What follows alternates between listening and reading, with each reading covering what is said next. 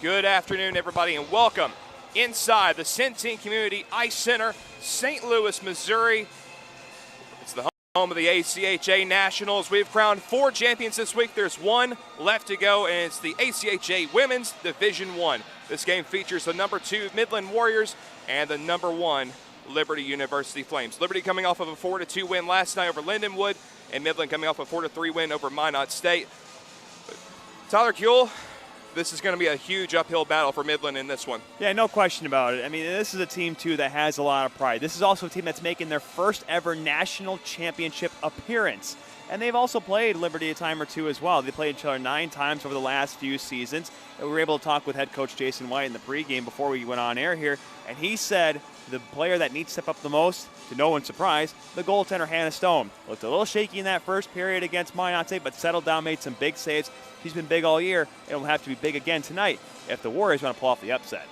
Liberty looking as the favorites in this game. Who would you feature as possibly the player to look out for in this one? Well, the guy, you go with the goaltender, Amanda Story. She didn't have a whole lot of work last night. I mean, obviously you can go with the Fussy sisters. Obviously they play well. Battles, even though she didn't get a whole lot going last night against Lindenwood, she's out there as well. But this team is deep. I mean, you have Rainier, there's so much on this team. It's so deep, and they are so talented. And that's what Jason might pertain to. It's like that's what's scary about them is that there's 1 line that's good, there's 2 lines that's good, there's 4 lines that are good with this team. And that's the reason why they've won 3 straight national championships, looking to become just the first in Women's Division I history and the second ACHA program, men's or women's, to have won 4 straight national titles. History hangs in the balance for Liberty. If they win, it's 4 straight, just as Tyler mentioned. We're set for the opening ceremony and to meet the players for today's game. Let's send it downstairs to public address announcer Andy Storrs.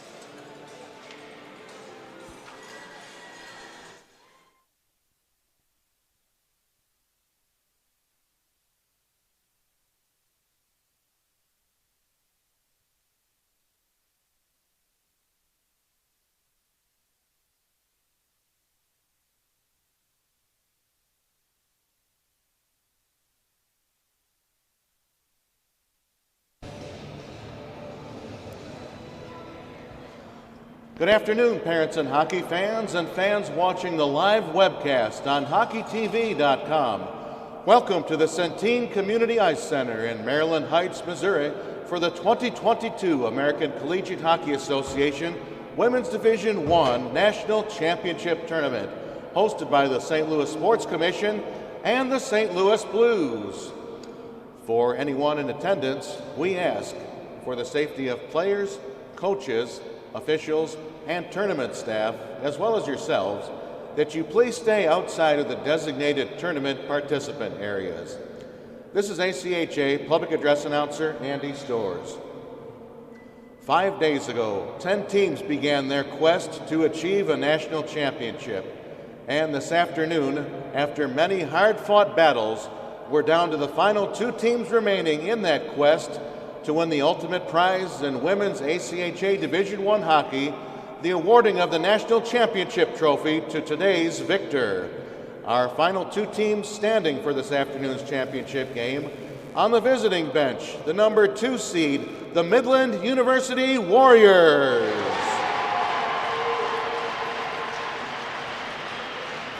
And on the home team bench, the number 1 seed, the Liberty University Flames.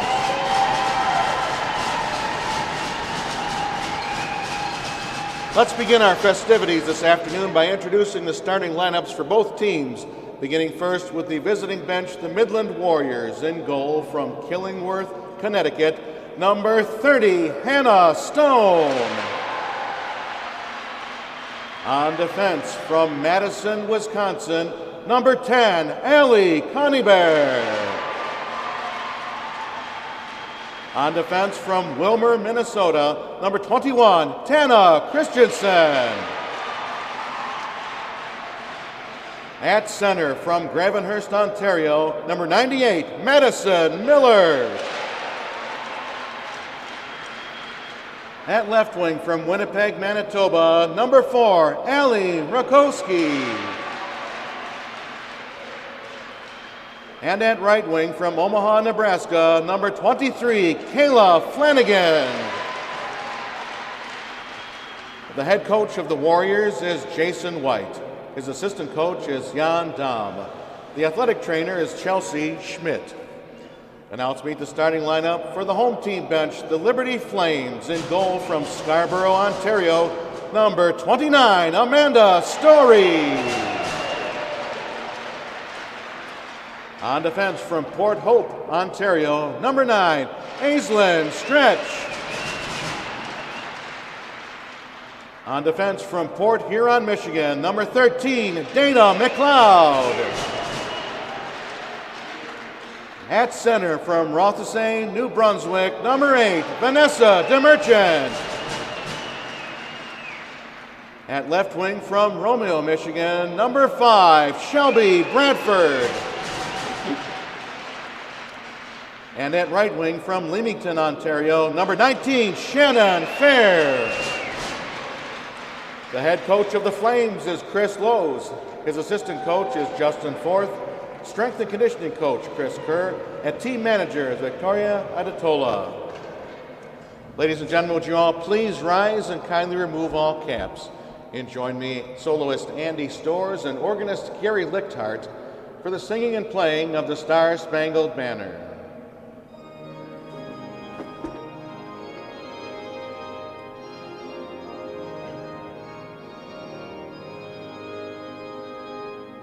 Oh, say, can you see by the dawn's early light what so proudly we hailed at the twilight's last gleaming, whose broad stripes and bright stars through the perilous fight o'er the ramparts we watched were so gallantly streaming, and the rocket's red glare, the bombs bursting in air, gave proof through the night that our flag was still there. Oh, say does that star-spangled banner yet wave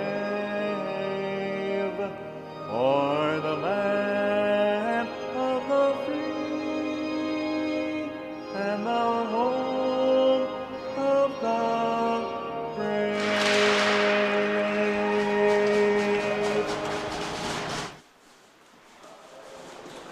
Andy Storrs, public address announcer and anthem singer. He does it all, everybody.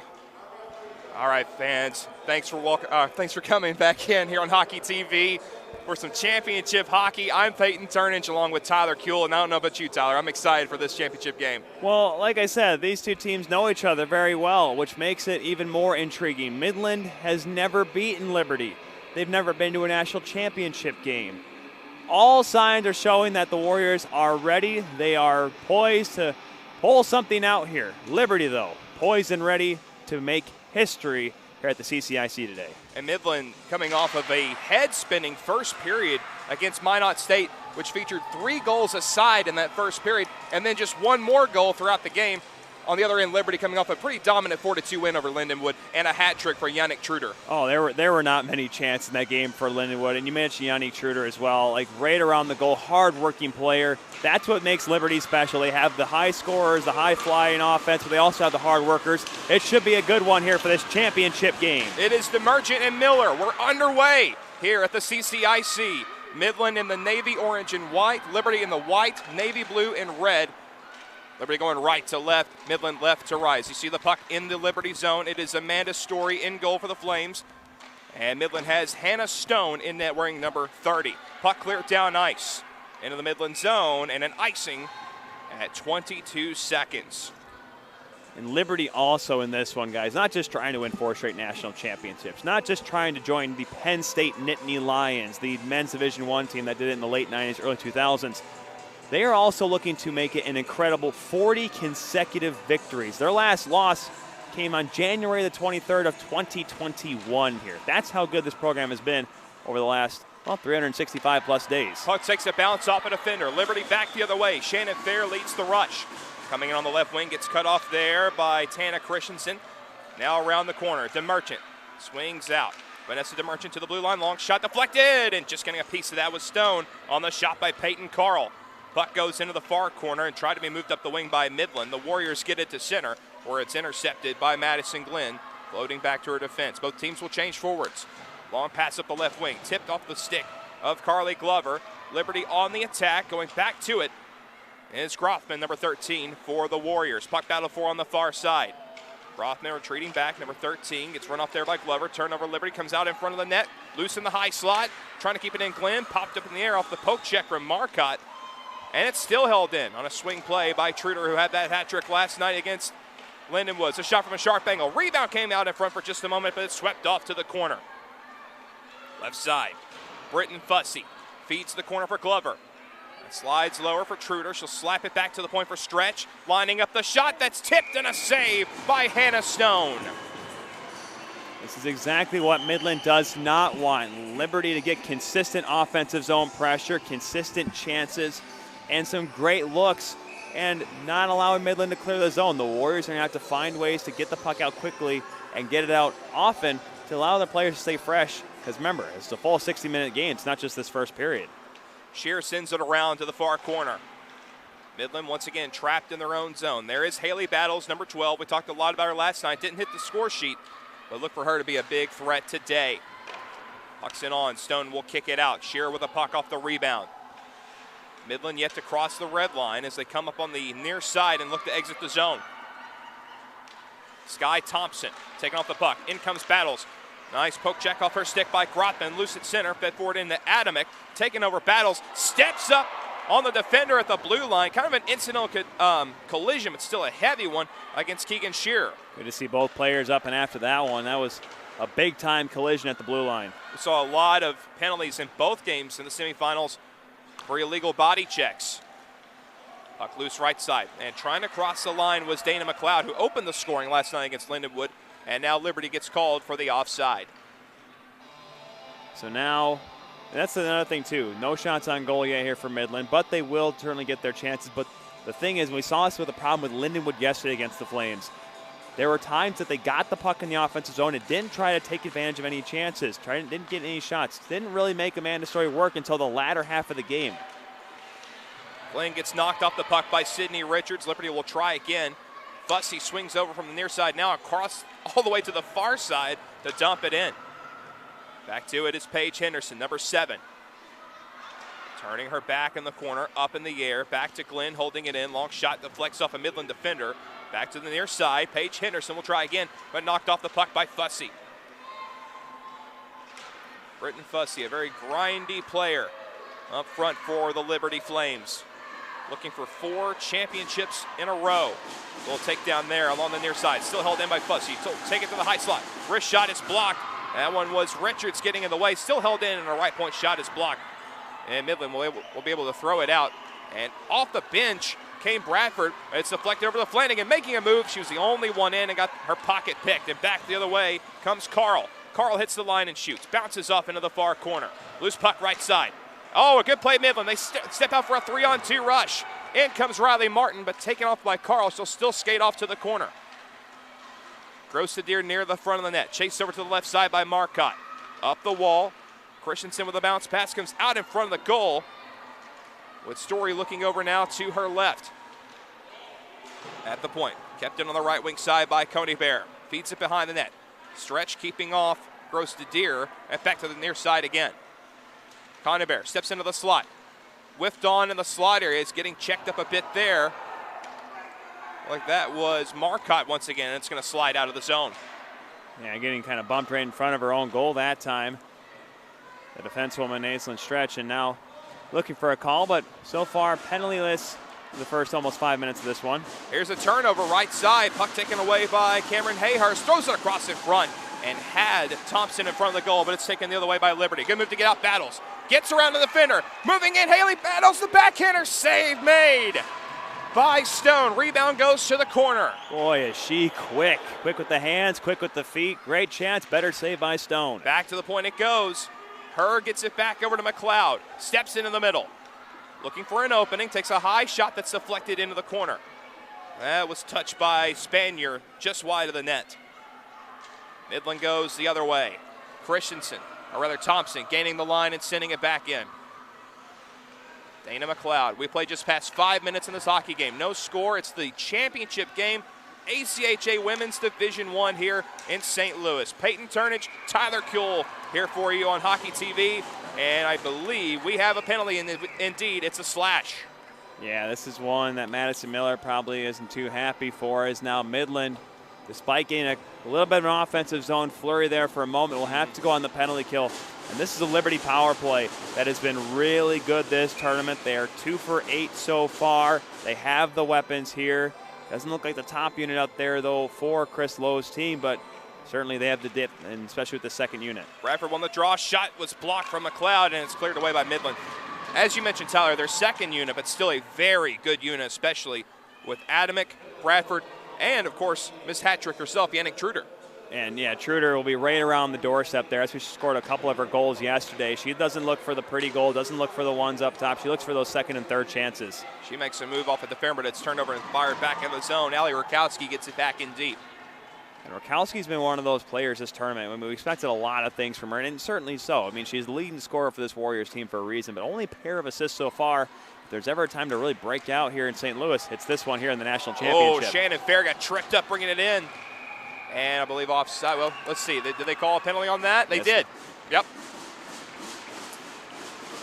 That's a tough one, too, especially because it's one of those where you're just trying to get in there, maybe poke the puck off the stick. Unfortunately, this time, Grothman, misses the stick, gets the feet, and now a 5-on-3 for a $1.17.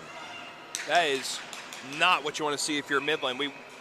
If we're thinking Midland wants to get in this game early, maybe an early power play, an early goal, but going down 5-on-3 is definitely not what the doctor ordered for them. Yeah, and this is a real big part of this game because we talked with Jason White last year about how that semifinal game went. They had a penalty right off the hop, did Midland, and they scored on that power play, and it really set the tone. So now if Liberty can get something going here, it might be a turning point for their favor. Bussey playing catch with Carl, feeds the corner, taken high left by Shannon Fair, gets it back over Carl, swings and misses on her pass, turned over and sent down the ice. That's Cameron Hayhurst. That's a real important thing. That's something they got to do, and they got to do it often here. Played off there by Story, the goaltender. Power play, 5-on-3 down to 50 seconds. DeMerchant slowly came over to Adamick. They'll look for a clean entry. They get in. Oh, Bradford just a hair offside. You won too many moves like that, that'll set them over indeed, but right now that's what Midland's got to want. They got to try to find a way to get Liberty off rhythm a little bit here. Don't want to let them get set up too much on this 5-on-3 with all these weapons and a lot of room, of course, with the two-player advantage. 38 seconds, 5-on-3. The handoff to Bradford, left wing, pulls it up on the half wall, gives it back to DeMerchant. She'll step in, she's got some room, takes the shot, knocked down, rebound in the goal crease for Bradford. Still out in front of the goal, and chipped over top off a deflection. That was Truder taking the shot. Adamick slides it back out to DeMerchant. Power play, 5-on-3 down to 17 seconds. DeMerchant, they close up the zone, and the shot comes free, it's off the goal post. Truder back to the blue line. McLeod will step in, down to Truder. Slid across in front to DeMerchant, turns and fires, it's over top of the net. Adamick gets checked down, trying to get the rebound. 40 seconds now, 5-on-4, comes free, here's Miller. She'll get to the loose puck on a breakaway. Miller coming in. Saved by the glove of Amanda Story on a shorthanded chance. What a huge save. Madison Miller trying to come out of the box and give Midland a huge goal, but Amanda Story, who was not the Story yesterday against Lindenwood, but right here early on, she's riding one here with a big glove save. Truder was getting back and kind of limited Madison Miller's options. She had to take the shot as quickly as she could. Snatched and held. That was still a good shot release. And just got a good snap on it. Miller, who does have one goal this tournament, almost put it at make it 2, and then would have given Midland certainly some momentum with the 1-0 lead here. Carl flips off to the right side for Britton Fussy. Power play down to 17 seconds. It is a 5-on-4 now. Fussy dipping wide to the backhand, puts it out top to Glover. She'll shoot. That's wide. Rebound off the back. Didn't bounce quite in front for Battle. She'll take it to the right half wall. 6 seconds, power play. Spinning off of Shear. Opens up some room, the shot, and out came Stone to make the stop. Big save. Big save, Stone here, and now only 1 second before Grothman comes back onto the ice. A huge kill for the Warriors. Wow, you got to be a very confident goaltender to come way out past the blue paint to challenge a shooter on that low of an angle. Exactly, because if you kick one out, and we kind of saw yesterday with the first goal she gave up, she challenged a shooter heavily. Look out. Bradford's shot blocked. Up in the air, still near the front of the net, backhanded away off the boards, and it will slide to the line at center. Good battle there by Marcotte to push it past the line. So we're back at 5-on-5. Good kill there for Midland. And the puck bounces off the skate of the defender stretch back on goal, and Story is forced to cover that. Stoppage with 11:48 left here in the first period. Shots are 5-1 Liberty. Certainly, you weathered the storm now, that 5-on-3 for Midland. Now can you try to take advantage and get some offense going here? Their one shot on goal was that glove save by Story. Maybe a second or third certainly would help the Warriors' cause here to maybe break this 0-0 deadlock in this first period. Riley Martin won the draw right into Jenna Grostadier, who takes it behind the goal. Grostadier knocked off stride, flips a backhander off the back of the cage. Story lost sight of it for a second. A big schmozzling behind the cage. 2-on-2. Grostadier trying to dig it out. She gets shoved in the back of the net. Net somehow stays on the pegs. Huge battle, and finally taken out by her, and stepping away are the Flames to center ice. Glover fighting off the stick check from Grostadier. Brings it in. Pulls it around, soft at backhand dish, swallowed up in the corner, and slapped around the boards by Richards. Help to the back by Truder. It bounces off the stick of Peebles. Pressure coming there, and almost taking that puck the other way was Marcotte. Good recovery by Liberty. They'll dump it back in deep. This is Hayhurst on the far wall, taken off by Truder. Jumping up the middle, and a chance here for Fair to the backhand. It's off a defender and wide. Shannon Fair stepping off everyone, taking it high, back up top to McLeod, sends over to Stretch, lines up the shot, tip, save, and no way Hannah Stone was able to see that, and she's a little bit shaken off that one. I think it hit her right in the collar, maybe underneath the mask a little bit. Maybe stunned the Midland netminder a little bit, but it looks like she'll be able to continue on, and certainly you need to right now. In a game like this, is the Killingworth, Connecticut native grabs her stick and is set for a face-off in her own zone. Adamick takes the face-off here against Hayhurst. And the draw, and slipping there was Christensen as it's sent toward the blue line by Battles. Glenn with a shot, got on goal. Pat save as the traffic had left the slot area. Thompson on her backhand, looks to clear the zone. Battles looking to keep it in with help from Adamick. Comes toward the slot, lunging, in a collision there in the slot area as Thompson's able to force a pass line. She gets hit down by Adamick. Penalty coming up on this. Pretty easy one there for the official. And now Midland, after their big kill earlier this period, and a couple good saves by Hannah Stone, a chance now with their first power play of the game. That's been going 3 for 10 after going 2 for 8 last night. And again, you can get called for illegal body checking, and that was a battle for the puck along the near side, and Adamick just threw her hip out and sent the Midland forward tumbling. So now a power play for Midland, their first of the game. Here's Miller, who had that great shorthanded chance just a little while ago. Rakowski sending it for Martin, trying to chase it behind the cage. It's broken up to Liberty, and Bradford will bounce one out along the far side of center. Here comes Rakowski, right wing. Pulling it wide, holds up on the perimeter, looks across ice, and the pass deflected away. Bradford, good stick to push it out of the zone. Tony Bear for Miller. They're onside as she brings it in. Swings it out to Rakowski. That's in her feet. Pressure from Fussy, and Miller able to take the puck, and the pass is deflected away. Glover, can she step in behind? Trying to get back is Coney Bear, and the puck broken up in front of the Midland bench. Good play by Flanagan to lift up the stick of Glover, not allowing the Merrimack transfer to have a shorthanded chance. It's stepped back again by Marcotte, and that one hops away from Shear. Right in pursuit is Glover, going to the corner. Puck comes free, shoved up the wall, but held into Merchant. Liberty with a not too bad of a penalty kill so far. It's down to 54 seconds. Shearer releases the pass. Grostadier, stick check by her. Two Midland players are caught with each other. Here comes Glover with a chance. The shot stopped by Stone. And we have reached the media timeout just past halfway in the first. Power play for Midland has 43 seconds. Yeah, no media timeout yet because there's still a power play going on. I think they're going to go ahead and call it now. Let's see. No, they're telling me back on the ice. Yeah, because after the penalty. As soon as I saw Andy grab the mic, I'm like, Andy? Nope, we will continue on here for at least the remainder of this power play, and bar anything else that happens. I say he jumped the gun. We've had a couple games where they've just completely missed it, so I can see why he's trying to be on point here for this championship game.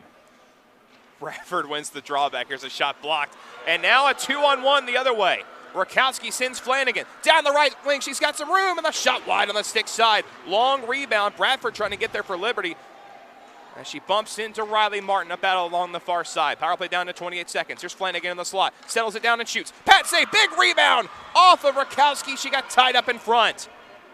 Blue line. Coney Bear with a drive and another save by Story. Rebound, another chance off the outside of the goal.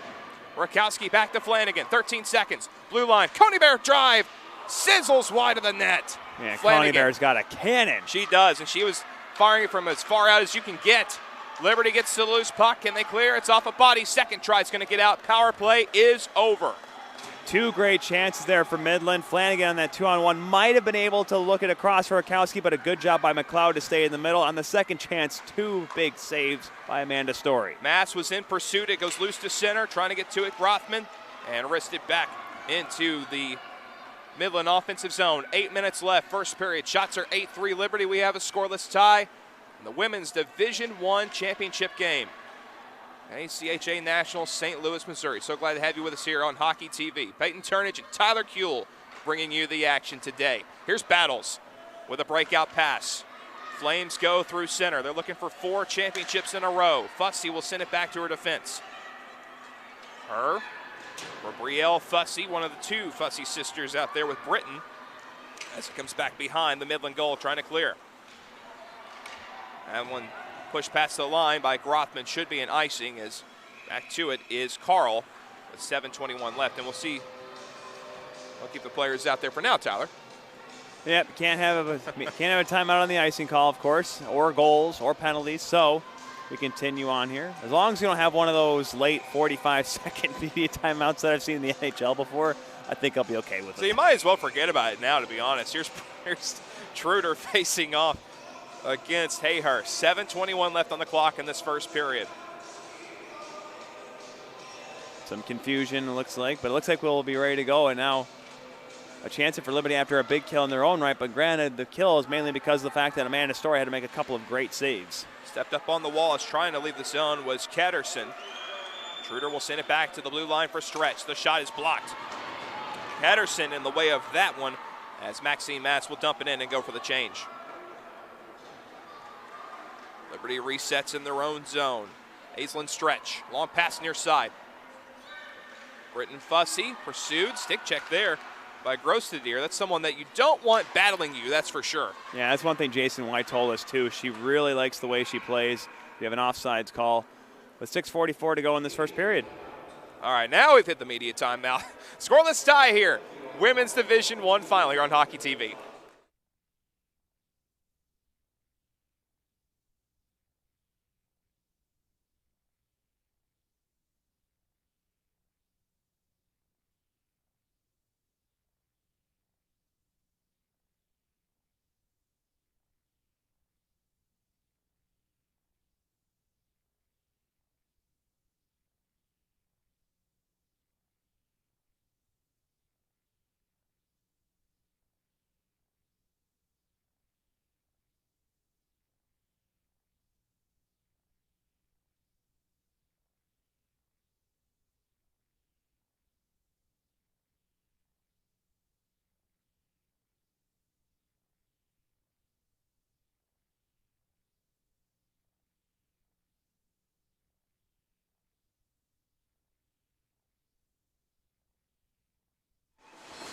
Welcome back. 6:44 remains, first period. No score between Midland and Liberty for the ACHA Women's Division I Championship. Peyton Turnage and Tyler Kuehl with you here on Hockey TV.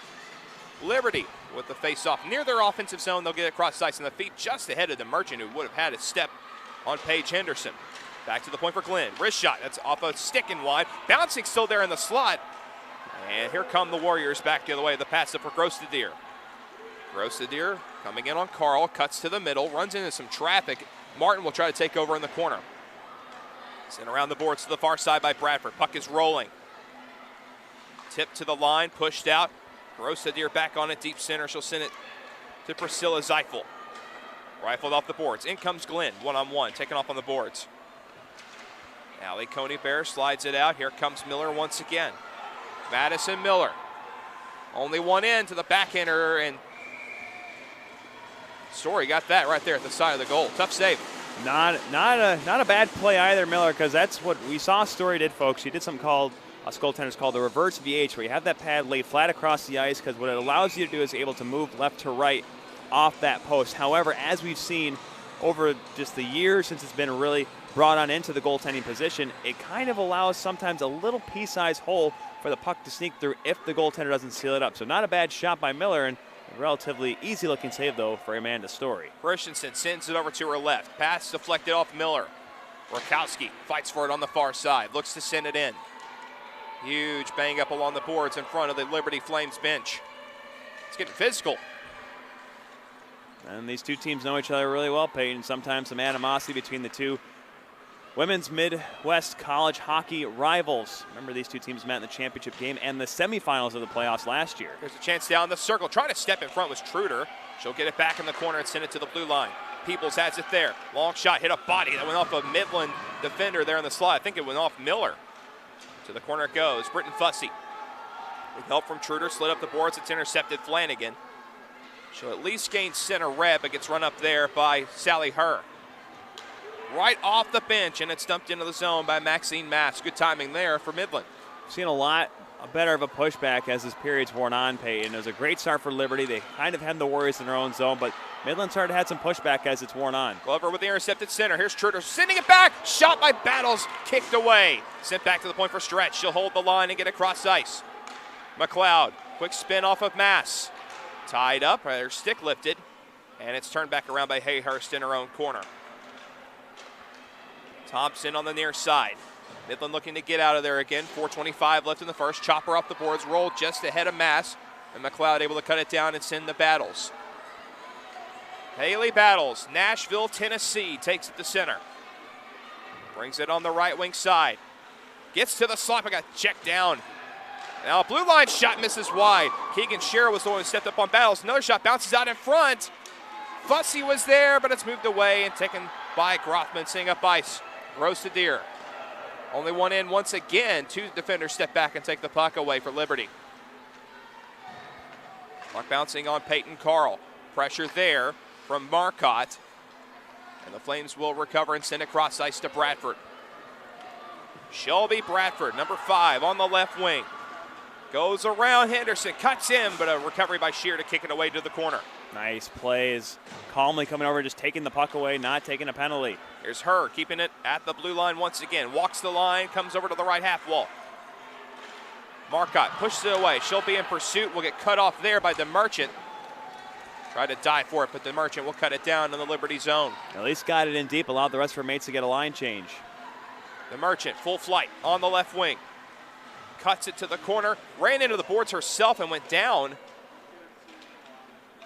And sent cross ice again by Midland. Rakowski. And Paige Henderson. Pressure there. Britton Fussy took the puck away. Loose puck on the wall. Flanagan able to flip it out. What a takeaway by Fussy. Onside with Peebles. Needs more help. Pasted to the wall. Truder on the ice looking to dig that loose puck away. And it's kicked out to Glover. Stretch. The high point. Knocked down in the slot. Cleared off the boards Flanagan. And just behind Rakowski waiting on it. Flanagan, who scored twice yesterday, including a power play goal and the game-winning goal against the Beavers. Here's Battles. Dropped for Stretch. Poked away from the slot area. And cleared out. Just fell off her stick. It was a good-looking toe drag attempt with Battle. She's getting creative, Peyton. It seems like she's going to be due here because she's getting a lot of great looks, a lot of great movement. Hasn't been able to beat Stone so far. She's been a sleeping giant, that's for sure. Yeah, as of right now, just the one goal so far in the first 2 games. And certainly, you might look at the numbers compared to some of the other teams because some of these teams have played 3 or so games. These two, though, just their 3rd game of the tournament as they got both byes to the quarterfinals. Shots 9-4 Liberty right now. 2:17 remaining in the opening period. No score. Fussy sends it back. Worked in by Carl to the corner. Battles had to flex off a defender off the outside of the goal from Miller. And taken away Fussy down low. Backhands in front. They score! Fussy took the puck away, fed the low slot. Haley Battles makes it 1-0 Liberty. Well, who would have guessed? Haley Battles. She battles hard in front of the net, gets loose on the backdoor side. A great feed from Fussy. She's not going to make any mistake on that one as the honky-tonk Nashville native breaks the ice here in this championship game. Brielle Fussy made the play, slid it across the crease. Battles waiting on the other side, had the tap in. It's 1-0 Liberty. 2 minutes now remaining in the first. It's tapped back to the line. Liberty goal scored by number 12, Haley Battles. Assisted by number 25, Brielle Fussy. Time of the goal, 17:50. Battles from Fussy, 1-0 goal. Puck comes around left side to DeMerchant. Swiped it up top for her. Bounces it to the corner. Bradford out in front. It's off a stick. And just diving for it, trying to get it out was Hayhurst. Midland off the glass and out. Bouncing there for her. She'll just step forward with it. Crosses to the middle. Her stepping on in. Has Britton Fussy. Jabbed away. Britton Fussy knocks down. Quick shot off a defender. Loose puck in the high left circle. Britton Fussy takes a turn again. High slot. Works over to her right. Steps off Marcotte and the shot is blocked. Holding her to the wall is Tana Christensen. 1 minute left here in the period. At the point now. Given over to Stretch. Shot from the high left circle is off the leg and wide. Truder was getting boxed out in front. Glover. It's back to the point again. McLeod, long shot, that's blocked. Now then the slot, Glover just lifts over top of the goal. What a play down low that time by Fussy to set up the pass out in front. Glover trying to protect to the perimeter. Puck cleared away and trying to get their Marcotte to beat the icing. Stretch is going to beat her to the puck. Another good foot race, but once again, Liberty wins it. And now Liberty, this is where we see their depth come into play and start to wear on Midland a little bit. Since that good little middle portion of this period where Midland got some chances, Liberty using their top guns, using their speed to their advantage, the quick transition game, getting chances, and of course, rewarded with the goal for Battles. DeMerchant, Bradford, and Fair up front for Liberty. DeMerchant tried to step forward on the draw, got tangled up. And Bradford will retreat it back to center. It's off the stick of Marcotte, high in the air. And that was touched by Coney Bear for the whistle.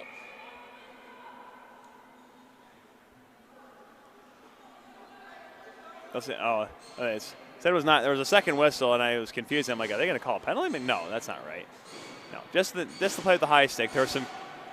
I think Coney Bear was trying to say that she may not have touched it. The ref must have presumed that she did. But nonetheless, face off in the Midland zone. Like she did. It sounded like she did too, if we're being honest. 19.6 left here in the period. Draw one by Midland. Christensen. Oh, that broken up in the corner. Truder centers!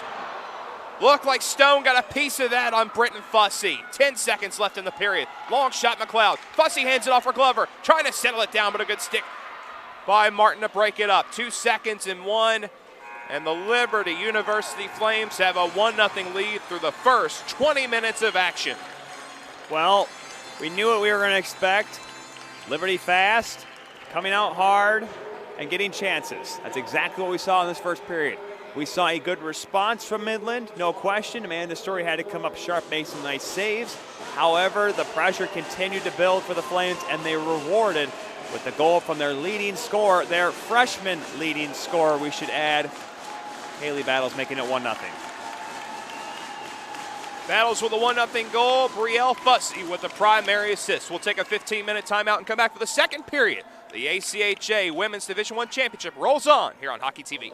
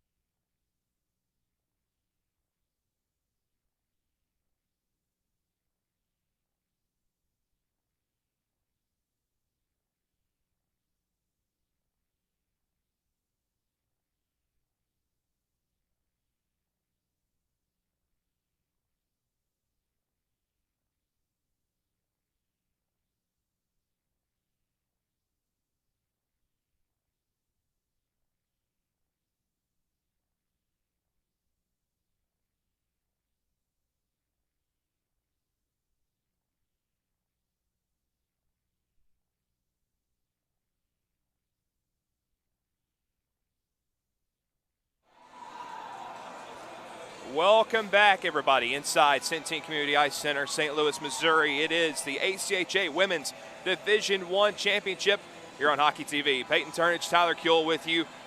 Midland University and the Liberty University Flames. Liberty with a 1-0 lead through 20 minutes. And Tyler, we were waiting for Haley Battles to show up. She did.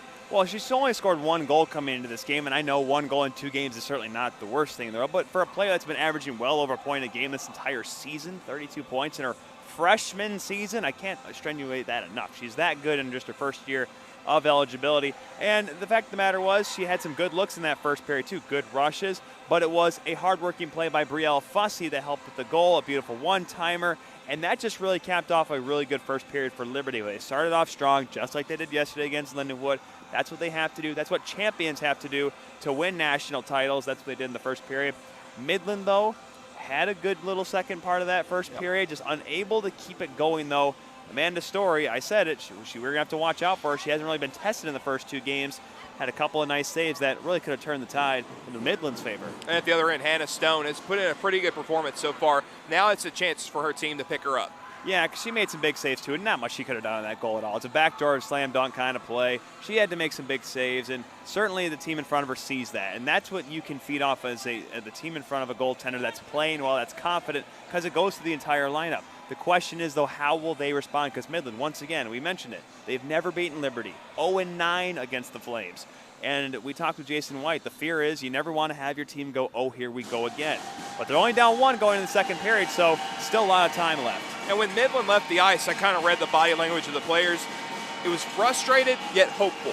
Yes, and that's the biggest thing, too, in a game like this, because you know that if you let your guard down, if you get down in the dunks, that's when the Flames can really take over and really open things up. Well, the players have returned to the ice. We're getting set for the second period. 40 minutes away from deciding a champion. Again, Midland in their first ever Women's Division I championship game. Liberty looking to be the first ever women's ACHA team to win 4 in a row. If Liberty comes out the same way we saw in the second period, it might not be great for the Warriors. It's important that the team in blue here comes out strong, comes out fast, maybe gets a couple shots early, maybe not score, but show Liberty that they're here for business. And let's not forget, too, that Midland went down 5-on-3 early, had a good kill. And so now, of course, the key to victory is going to be staying out of the penalty box as we're back underway here in the second. Midland in the navy blue and orange, Liberty in the white, blue and red. Here's a takeaway by Miller at the blue line, shoving it back in. The bounced on Story, a little trickier than she anticipated. And those are shots that, as a goaltender myself, like, it's so hard because you don't know how the puck's going to bounce. When it's on edge like that and fluttering, it's just like a football. It can go left, it can go right, it can go straight down, it can go over top of you. Dan Ellis knows all about that. That's something that goaltenders, it's like a weird shortstop. Like, you just kind of have to hope it hits you. You couldn't say Dan Cloutier? Nope. You had to say Dan. Thank you. Okay. I had to go for you. A Detroit fan talking to the Nashville fan, as you can tell. Here's a chopper by Miller, sending it off the near side. Painful memories, Tyler. Here's a puck back for Liberty behind their own net. Game 6, Detroit-Nashville 2008. Hey, you lost to the Stanley Cup champions. It's all right. Lidstrom, the bouncer at center, top shelf on Ellis. Anyway, back in the barn. Here's Midland chasing a puck down in their own zone. Allie Coneybear looking for Rakowski. Slid through the legs of Miller, and it's a take into the zone for Shannon Fair. Fair working down the wall. Carl goes to the front of the net. Puck shut down in the corner, though, by the Warriors. But Coneybear trying to step away, had her stick lifted. The puck taken away. Britton Fussy skied it out in front. It comes back toward the high slot. Glenn settles a shot that's blocked. Miller has Rakowski up ahead. Tipped up the wall. Rakowski couldn't catch it in full flight. She had to turn it quickly back on net for Story, and they change. And Rakowski, you just wonder when she's going to break out because, yeah, a couple of helpers, but she's had some good looks in this game so far. If she gets one, man, how will her confidence skyrocket? Dumped in Marcotte on the far side, chasing in Riley Martin, who's had some good offensive performances in this tournament as well. Number 16 in blue. Marcotte. Oh, she's got some room to take it in behind, but getting chased around, and Truder did a good job to knock her off, and up she comes with a puck. Yannick Truder up for Glover. Glover has Battles. Glover shoved it off for Truder. Bouncing across in front, trying to find Battles in the back door, and helping from the point is her to keep it in. Man, the fussy battles combination. I know Glover, then that was Glover and Schroeder helping out that time, but boy, she's just finding herself in good scoring areas, and that is why she scored 21 goals in her first season. Puck sent past Adamick, back in the Midland zone. We played 2 minutes and 8 seconds here in the second period. 1-0 your score for Liberty as the puck is at the side of the goal and covered, and a penalty coming up as well. And correction, I meant 14 goals. She had 21 assists. I had 21 in there somewhere. But now a great opportunity, though, for Midland. Another opportunity on the power play. You've got to find a way to take advantage of these because Liberty doesn't give up too many. And whether or not this is totally accurate, Peyton, but what we've seen over the first few days, I would not be surprised if its number is correct. According to the ACHA's website, 100% on the penalty kill during the regular season. They're 100% so far in this tournament. And, boy, the way they looked in the last few days, you definitely see why. And they hope to remain 100%. They looked really good on that last penalty kill back in the first period. Adamick to the box for cross-checking.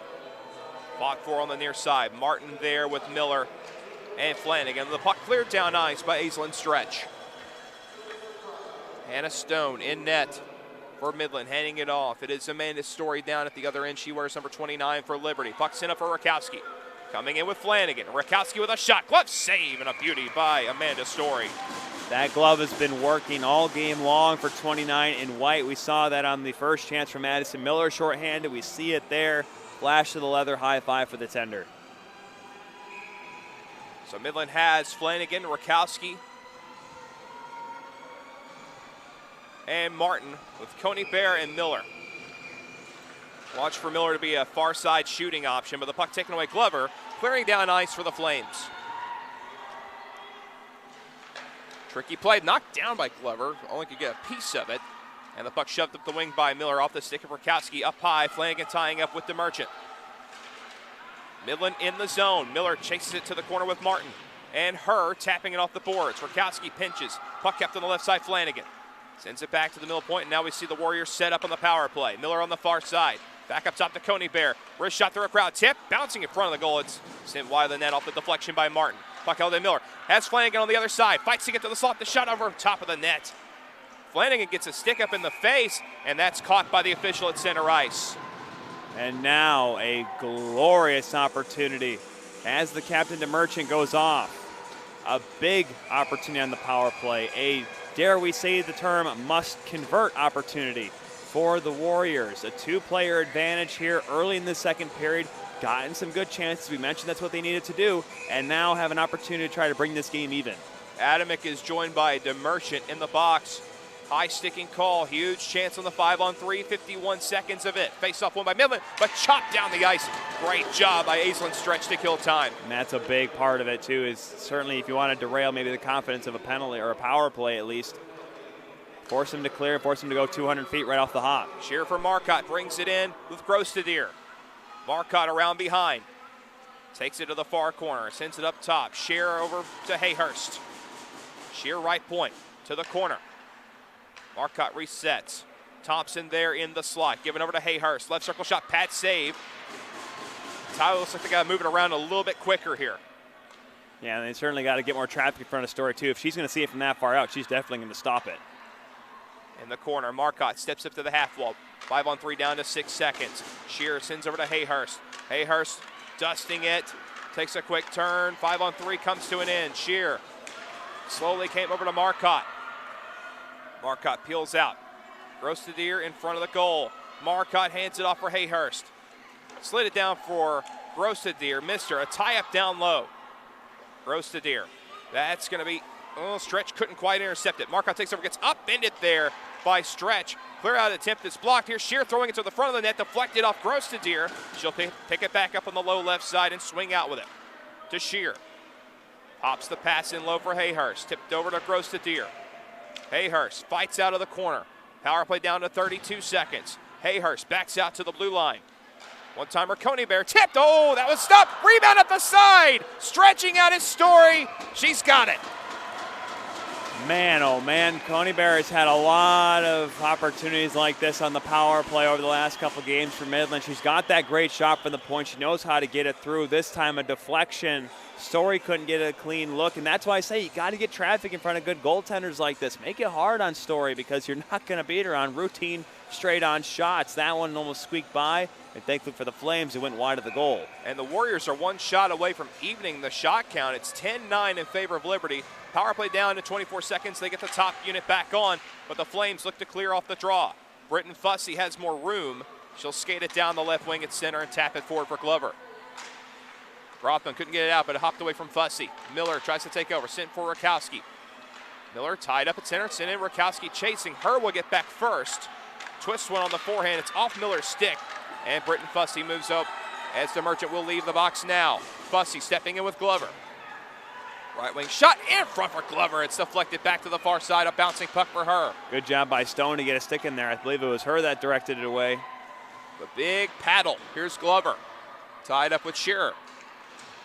And the Rakowski backhands it through the feet of Flanagan. Picked up by the Liberty defense at deep center.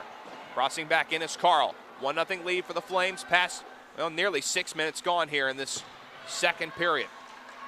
Here comes Flanagan moving up with Miller. Now just by herself on a 1-on-2. Takes it wide left. Cuts down the backhand. Out in front! Turned around on the backhand, and Story made the first stop. The second attempt was swallowed up by the defense. What a great rush by Flanagan. Spanier looks back. Coming in, Carl, the puck bounced on her. Tied up with Thompson. Midland gets it forward. Puck hops off the stick of Mass, and it's shot back in by the Flames. Out of her goal came Hannah Stone to feed to her defense. Tap her off the boards near side. Midland getting to center. Making the stick play was Truder, but then her stick went flying out of her hands after she did so. Stretch, that's going to be intercepted down low by Mass. Tries to swing it in front, nobody home. Right there was Thompson, but just behind her. Hopping puck on the far side, Martin sends it back to Thompson. Chopper on the back end, bouncing low to Martin. Martin fights off Stretch. At the side, they bang away at it. It comes to the goal crease. It's in the net. We're tied. A battle at the side of the goal, and it might be Riley Martin who has tied this game 1 apiece. Work hard, play hard, and convert. Midland, all sorts of shots at the side of the goal. Not sure if it was Mass or Martin or not. It doesn't matter if you're a supporter of the Warriors. This championship game is tied at 1 apiece. Oh my gosh, you could hear me pause. I saw the puck across the goal line, but I couldn't believe it. And the official took a second in calling it, but we have a tie game, one apiece, and the shots even 11 apiece. That time you wonder if Story wants to go down in that reverse VH to protect it because she was just standing up and they kept whacking away at it and it might have gone underneath her leg even. We'll hear the word from Andy of who got the official goal. Yeah, here's Andy Storrs. Midland goal scored by number 22, Maxine Moss. Unassisted at 6. Wow. Here's a stretch out play for Bradford. Tipped it back to the Midland defense. Here's Marcotte. And then Grossteer shoots it in and goes for the change. And back to it is Sally Herr. So we are tied 1 apiece. Midland fighting back in this one. Fair with a toucher back to center. Grothman is on it. Chopper into the middle, goes cross ice to Miller. And just a step offside. First point and first goal of the tournament for Maxine Mass, who scored just 6 goals during the regular season, which certainly, though, was on the higher end. It was actually 4th on the team in goals. 11 points had her tied with Marcotte during the regular season for 7th on the team in scoring. Miller and Spanier on the draw at the blue line. In comes Rakowski with Flanagan. Touched off the Flanagan. Lost her balance coming in. Didn't think that was a trip. Here's Flanagan out of the corner. Sharp angle shot. Rebound. Rakowski fighting it off. Turning around in a creases Story, and it's kept out. That goal went right to the legs of the Warriors. She was backed up past the goal line. She's thankful the puck wasn't there with her. Rakowski. And it's jammed back to center. Rothman will have to shoot in. Rakowski has to tag up. We're seeing a lot of fight back by Midland here in the second period, Tyler. Oh, no question about it. They came out strong. That's exactly what they had to do if they wanted to get back in this game. They didn't convert on the power play, but they're still working. Battles try to go through center. Instead, it's fired back in by Hayhurst. Midland captain going to the bench. Thompson in pursuit. Here's Mass. She had the goal. She'll take it low left. Glenn, a flipper into the legs of Mass. Up the wall, taken out by Brielle Fussy. Taken off again. Here comes Thompson. Back the other way from Midland. A slapper deflected off of Carl. Slowed down and sent off the goaltender and wide. This would now be a good time to say shots on goal right now. 8-2 in favor of Midland so far in the second period. Brielle Fussy coming with Truder. Fussy shot is tipped out of play off the stick check. You can hear the Midland bench right now fired up. All of them are. The fans are. Liberty right now on their heels, something I don't think we've said yet this entire season for the three-time defending champs. How will they respond now with this game being evened up? Truder and Martin to the right of Hannah Stone. Offensive zone face-off won by Liberty. Shot by Stretch, they score! Aislinn Stretch with a bullet, and it's 2-1 Liberty! At 9:01 of the second. That's how you answer. A big drive from the point. I don't even think Stone even saw it. Perfectly placed shot by the defensewoman, and Liberty regains the lead. Man, what a howitzer from the point. We thought Connie Bear had a good shot. How about that one from number 9 in white? Her second goal of the tournament. She waited on it and just laid into it. What a slapper. And I don't think there was any deflection. It just blew past Hannah Stone, and very few goalies could have stopped that one. Oh, man, and even if, like I said, even if Stone did look at it, but boy, that's a perfectly placed shot here. And now Midland, after all that hype, has to trail once again. Scored by number 9, Aislinn Stretch. Assisted by number 33, Britton Fussy. Time of the goal, 9:01. Brielle Fussy and then Britton Fussy, 2 primary assists for the Fussy sisters. They have been so active today on the offensive side of things. And they have been very fussy players this entire season as well for Liberty. Gross to Deer, falling play, send it behind the goal. Marcotte, so Midland trying to respond again. Gross to Deer, spinning, got taken down by McLeod behind the net. Comes loose to the far side. Bradford just chops it to the line where it's kept in by the Warriors. Deflection off Martin. And a good tie up there as the Merchant was able to hold her off. It goes back in the Warriors zone. Slap her off the near wing. Marcotte stepping up, has Flanagan fresh from the bench. The shot by Marcotte. Ooh, that grazed off the glove of Story and hopped to the corner. A little fluttering shot, not quite read fully all the way through by the Liberty netminder. Thankfully for her, it did tip off her glove and went the correct way. Miller's going to hold it in, but the pass, Rakowski wasn't there in time, and back comes Fair to send it past Grothman into the corner. Bradford's out in front. Sending pass right in the goal mouth. Bradford gets stopped there by Stone. Another good pass deflection by Hannah Stone to just get it in there and not allow a bang-bang play in front of her own net. Now on the far side, Shear looking to clear. Flanagan to the line. Second attempt ends up at center. Fired back in by her for Liberty. Far side. Once again it is Shear. That deflects away. Here is a chance in the slot. Truder fed the middle. Just missing. Britton Fussy was tied up with Shearer once again. Flanagan to the line and out for Miller. Has Rakowski up ahead. Well covered as they fight for it on the snowbank in front of the Liberty bench. And here come the Flames. Peebles brings it in. They're onside. Peebles tripped up there by Grothman. That's going to get called. And now a power play for Liberty with a 2-1 lead. Yeah, pretty easy call there. Once again, it's Grothman doing it the second time. It was almost similar to the very first time she took a penalty. Try to get a poke check. You get reaching sometimes. The stick goes into the feet instead of the puck. Player goes down, and now the Warriors have to try to kill off another penalty. Corinna Grothman for the trip with 9:10 remaining here in the second. Shots about even, 13-12 in favor of Liberty. A lot of those shots for the Flames came back in the first.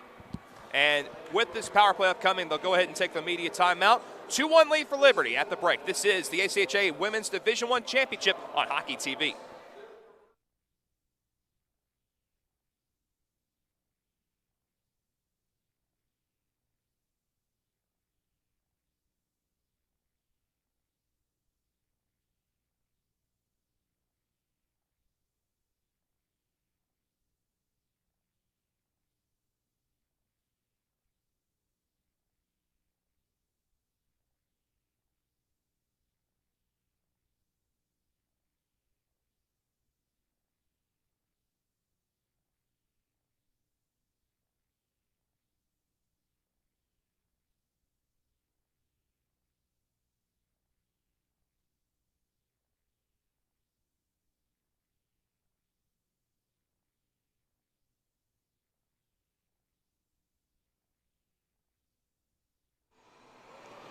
We are back. Power play upcoming for Liberty with a 2-1 lead here in the championship game. Peyton Turnage, Tyler Kuehl with you here on Hockey TV.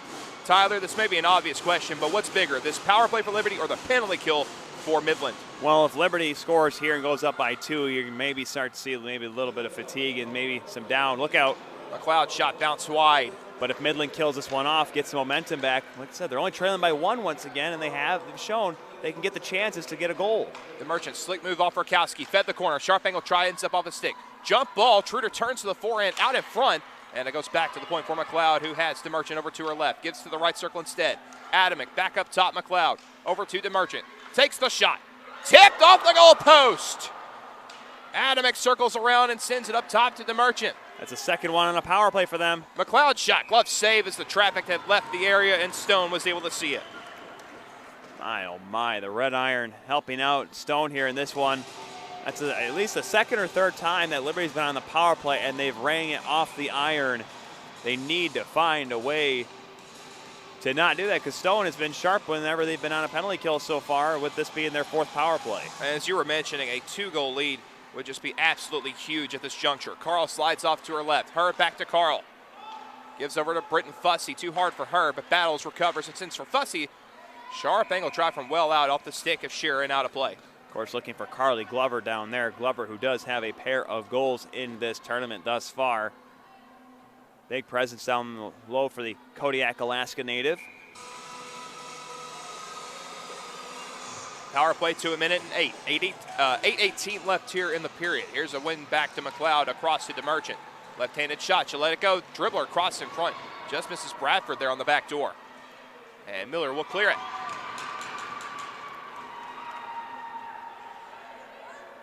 Midland will change. DeMerchant sliding back in the Liberty zone. Here's Dana McLeod. Had the first goal last night against Lindenwood. Yannick Truder, who had a hat trick last night against Lindenwood, steps in, hands it off left side. DeMerchant coming in. That's tipped to the corner for Truder, handing it off. Up to the back by Bradford. Gets the return pass in the circle. Turns and fires. Deflected. Saved by Stone. Rebound sent behind the cage. Adamick for Bradford. Up to DeMerchant. Power play to 25 seconds. Shot is blocked. That was Riley Martin who got in the way of that one. Bradford. Stutter steps. Taken off her by Coney Bear to the line, still held in by DeMerchant as Bradford goes down on the far side. Adamick pops it out in front. They score! Zosia Adamick to Yannick Truder, picking right up where she left off last night. It's a 3-1 Liberty Flames lead and a power play goal. You could not have drawn up that play any better. Ringing around the boards, get Midland chasing, and a great feed from Adamick. And right there we talked about it. Truder down low, around the crease, on the doorstep. Perfect one-timer. 2-goal lead for the Flames. Ensuing draw at center is Spanier versus Hayhurst. Liberty extends their lead to 2.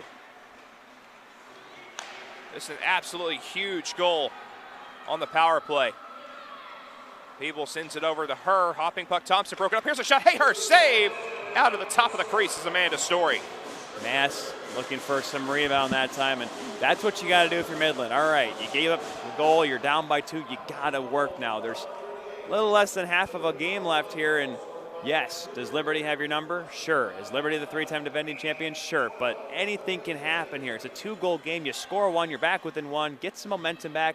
Get some more offensive zone pressure now. Back to 5-on-5.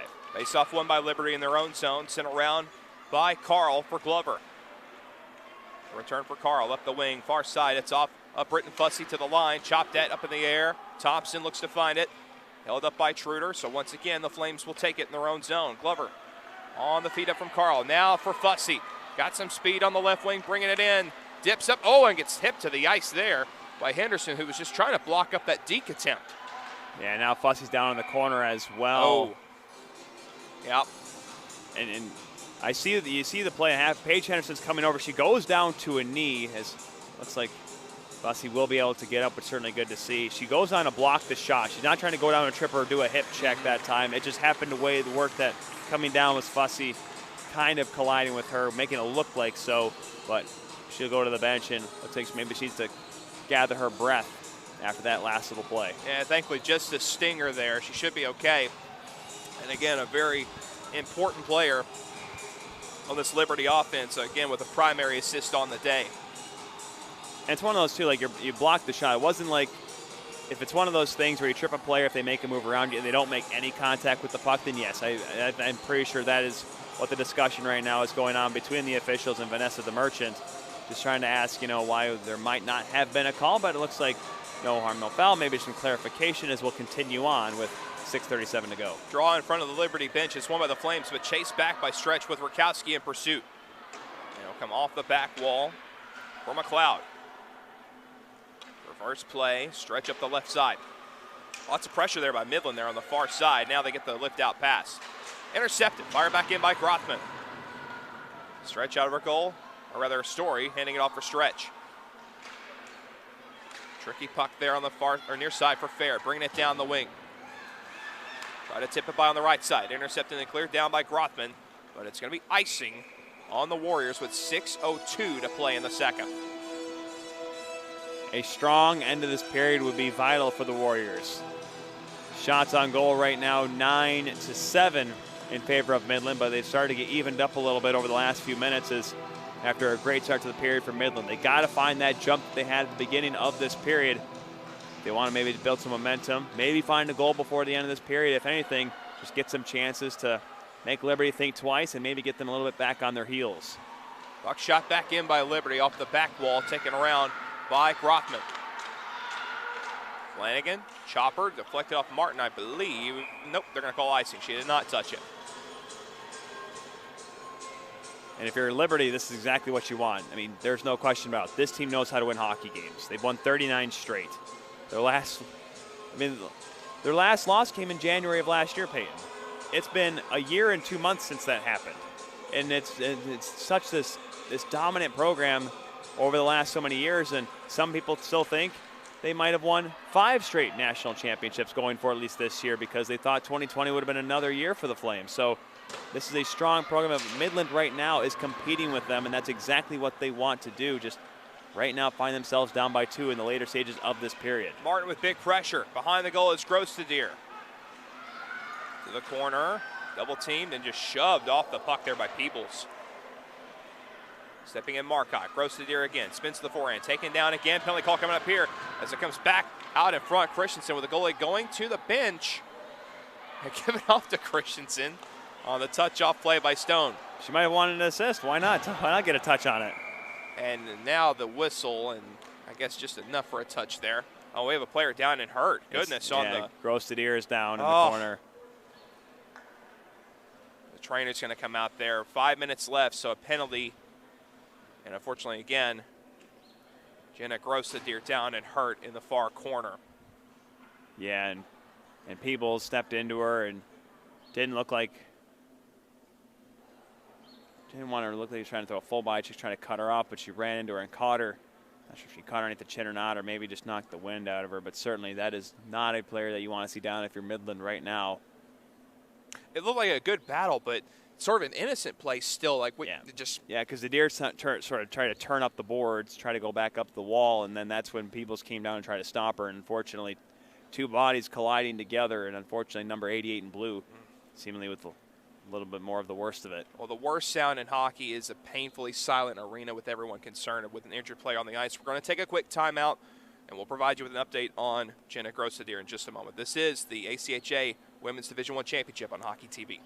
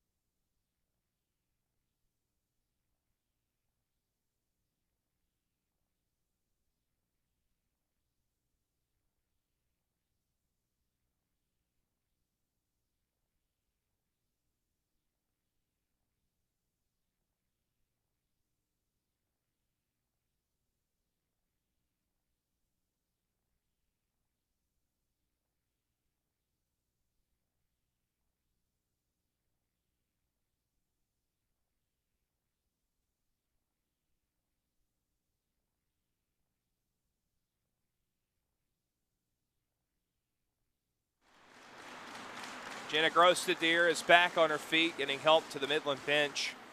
And again, welcome back. 5 minutes left here in the second period. Liberty with a 3-1 lead over Midland. A power play upcoming. And Tyler, you and I were talking about it during the timeout, just kind of the scrum that ensued there in the corner that unfortunately led to the injury. Yeah, Peebles and Grostadier were battling for the puck, and I don't know if it was inadvertently or not. Let's turn things over to Andy. Looks like he's about to give us an update of what the penalty exactly is to Peebles. It actually looks like it's just 2 minutes, so for body checking. Grostadier came across, and she kind of got turned, and I don't know if she meant to do it on purpose or not, but her stick kind of came over the head of Peebles, and then when Grostadier got the puck, Peebles stepped up towards her, looked like to try to cut her off. Unfortunately, got a little bit more forceful than she probably wanted, hence the 2-minute penalty.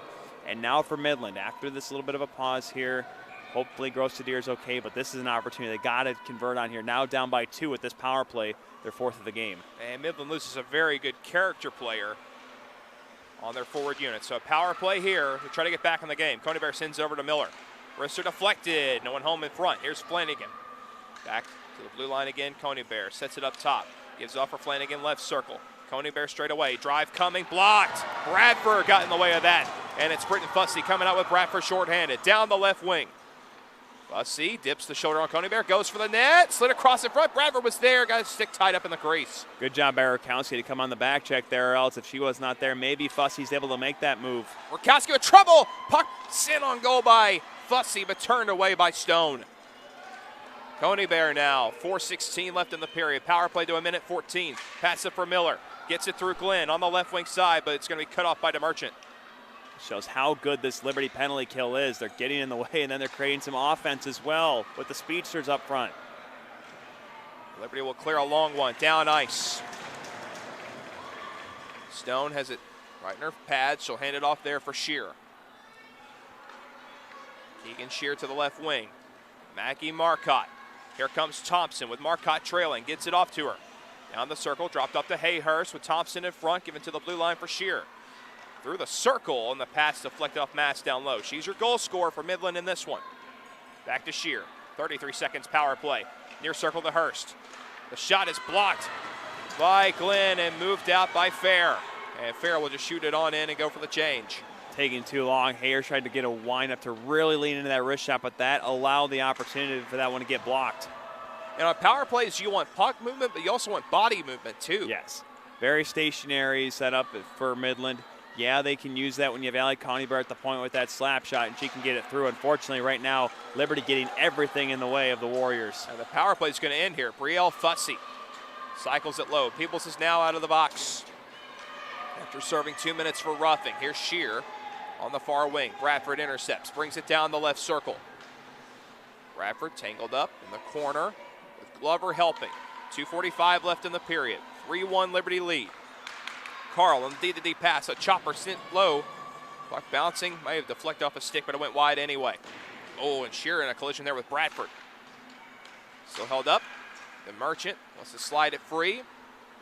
Bradford chases to the corner on Shear. Sends it to the point again.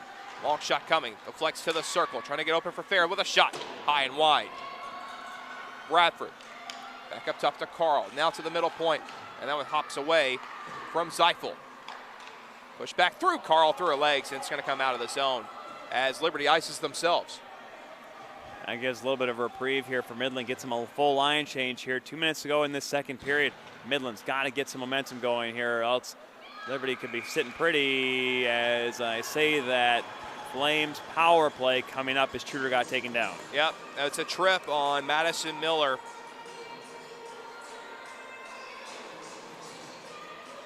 Fourth power play coming up here for Liberty. 2 minute power play with 1:56 left here in the second. And Tyler, a goal here would really have the effect of shutting things down.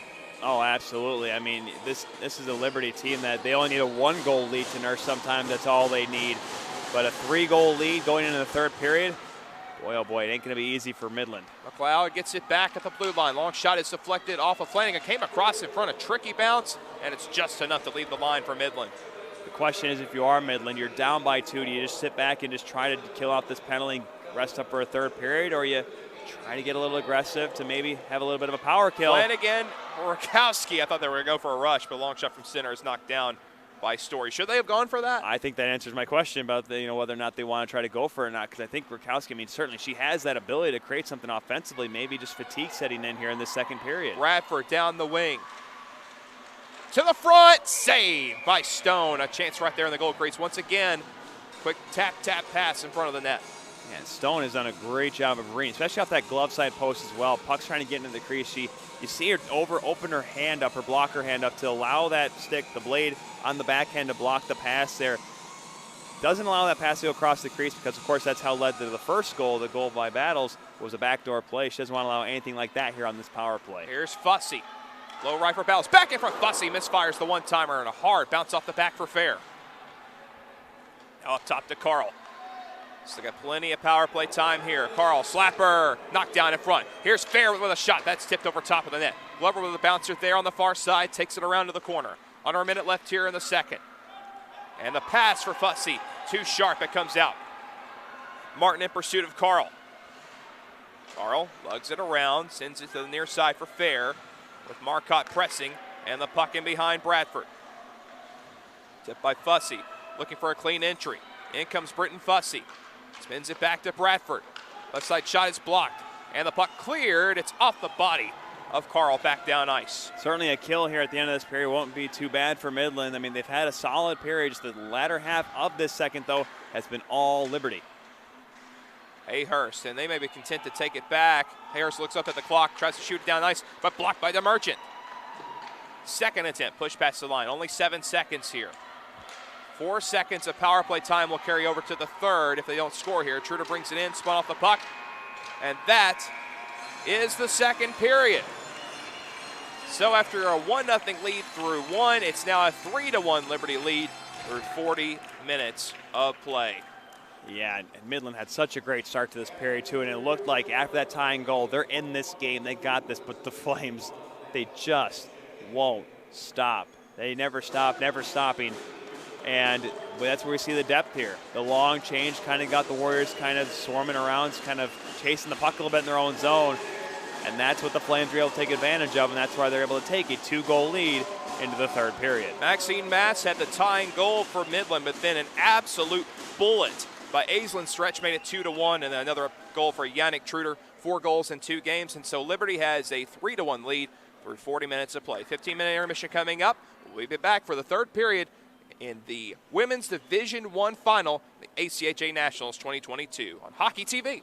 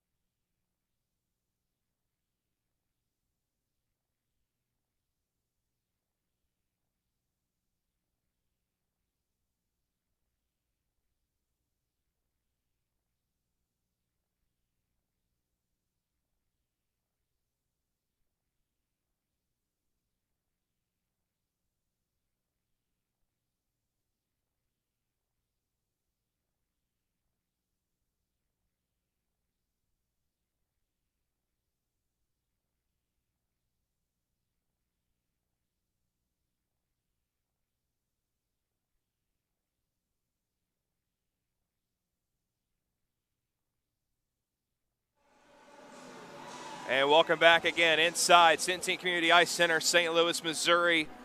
One final period remaining in the ACHA Women's Division I Championship. Peyton Turnage, Tyler Kuehl with you.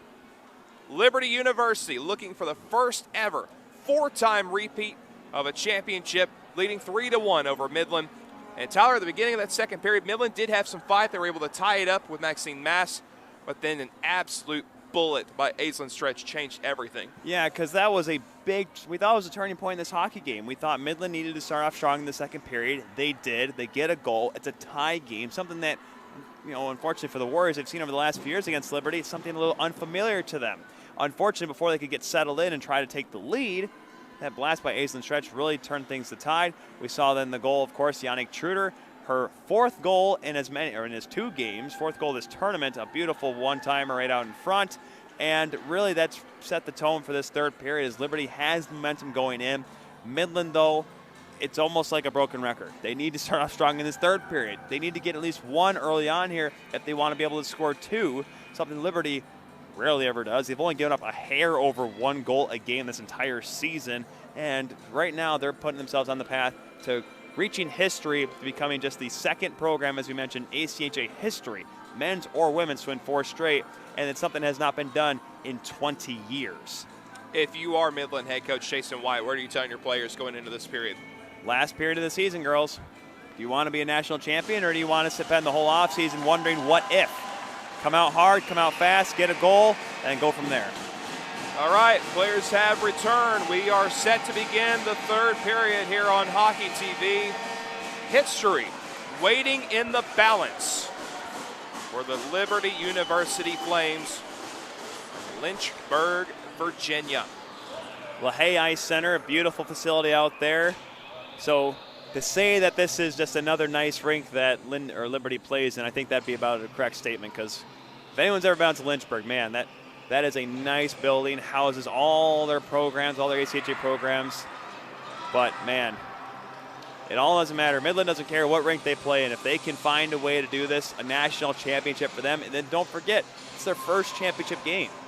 This is unfamiliar territory for head coach Jason White. For all these girls, they need to find a way, though. They have a few seconds left to kill, and if they can start off strong, like we said, make things interesting, hold on to your hats, kids, because we could be set for a dandy. Amanda Story in goal for Liberty, and again, it's Hannah Stone for Midland as we are underway with the third, and the penalty has been killed off, but right in comes Fair. The shot scores!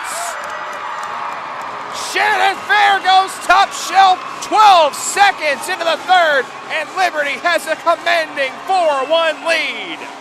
Well, if you are Liberty, that's exactly what you wanted to do. Don't give Midland any chance to get any momentum early on in this period. Beautiful feed by beautiful move by Shannon Fair, and a perfect shot, top corner. Nothing Stone could have done on that one. And the Flames, looking for 4 in a row, get goal number 4. 3-goal lead here, just seconds into this third period. Shot number 20 is where we see goal number 4. Puck chase down to the Liberty end. Lynn on the D-to-D pass. Up the middle to Merchant. Gets stick check there by Miller. Shannon Fair. Assisted by number 5, Shelby Bradford. Time of the goal, 12 seconds. I mean, that's just starting the period with a bang, literally. No kidding. Miller down low for Flanagan, but a good stick by the Merchant to just tie her up and take her off. The Merchant has been such an effective player, doing all the right things on the Liberty side of things. Flanagan, ooh, a little trip up there on Glenn. Glenn went down pretty hard. She's a little slow getting up as sheer shot is blocked and it ricochets over to the far side. That is Fair's first goal of the tournament, third point as well for the Leamington, Ontario native. Excellent wrist shot going cross body on the goaltender. Feed across left side. In off the boards comes Glover. Tapped it through Henderson to chase to the corner. Stick lifted there by Sydney Richards. Cleared by Midland back to center, and Herr will lift it into the Liberty offensive zone. Paige Henderson backs up and feeds it up. That's gloved down by Yannick Truder. Hat trick last night and a goal today. Spins up, feeds it in front. She'll get it back on the corner, and a shot blocked with Glover right there at the side of the net. It comes to her. They traffic building up at the blue line. Peebles with a slap shot. That's tipped to the corner. Glover picks it up again and behind. Glover looking for Britton Fussy. She'll get it back on the corner and ring it around behind. Yannick Truder. Up top to her. Wrist shot. Bouncing in front. Kick saved by Stone. Britton Fussy was there with a stick right in the goal crease. Glover with Fussy cycling around in front. Comes back to Peebles. Peebles shot. Dribbles off a defender. Bottom of the slot where it's cleared away. And Marcotte pushes it back in. Riel Fussy is back. Icing called on the Warriors. And right now, if you're Liberty, it's exactly what you want. This is exactly where you want to be in a situation. A 3-goal lead in this third period. They only did win 4-2 last night because they did have a 4-1 lead going late in that third period before Lindenwood tried to make things a little interesting, but they know how to hold on to these leads. They know to just kind of how to win games, how to close them out, and look to try to close out another championship here. Puck, or rather the stick taken out of the hands of Haley Battles. Loose it's there, and that's where she'll grab it. And Midland goes D to D in their own zone. Here's Hayhurst.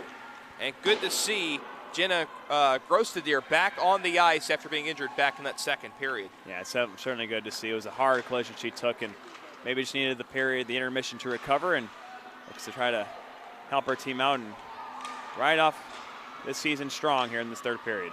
Hayhurst with a shot on net. Story left a rebound. Hayhurst, her sharp angle again. And Story, awkwardly standing up, has the puck in her glove. And that's that's how the first goal went in, a bad angle, whacking, clang and bang time to the side of the net, and it's not a bad idea right now if you're Hayhurst. Try to make Story make a mistake, if you will. Yeah, if you're Midland, you got to put anything and everything on net, it seems. Right, you can't be picky and choosy. You can't be trying to be pretty right now. Just keep putting pucks on goal. Look for second and third chances. And once again, I said it, make it tough on Story. Thompson and Carl fight for it. Peyton Carl wins that battle, sends it just ahead of Vanessa DeMerchant back through center. Liberty trying to cross in, and it would have been offside for fair. She just let it go back in the Midland end. Lift out pass. Bouncing too much there for Maxine Mass. Again, the goal scorer for the Warriors in this one. Bradford chops it in. Off Coney Bear and pursued by Truder.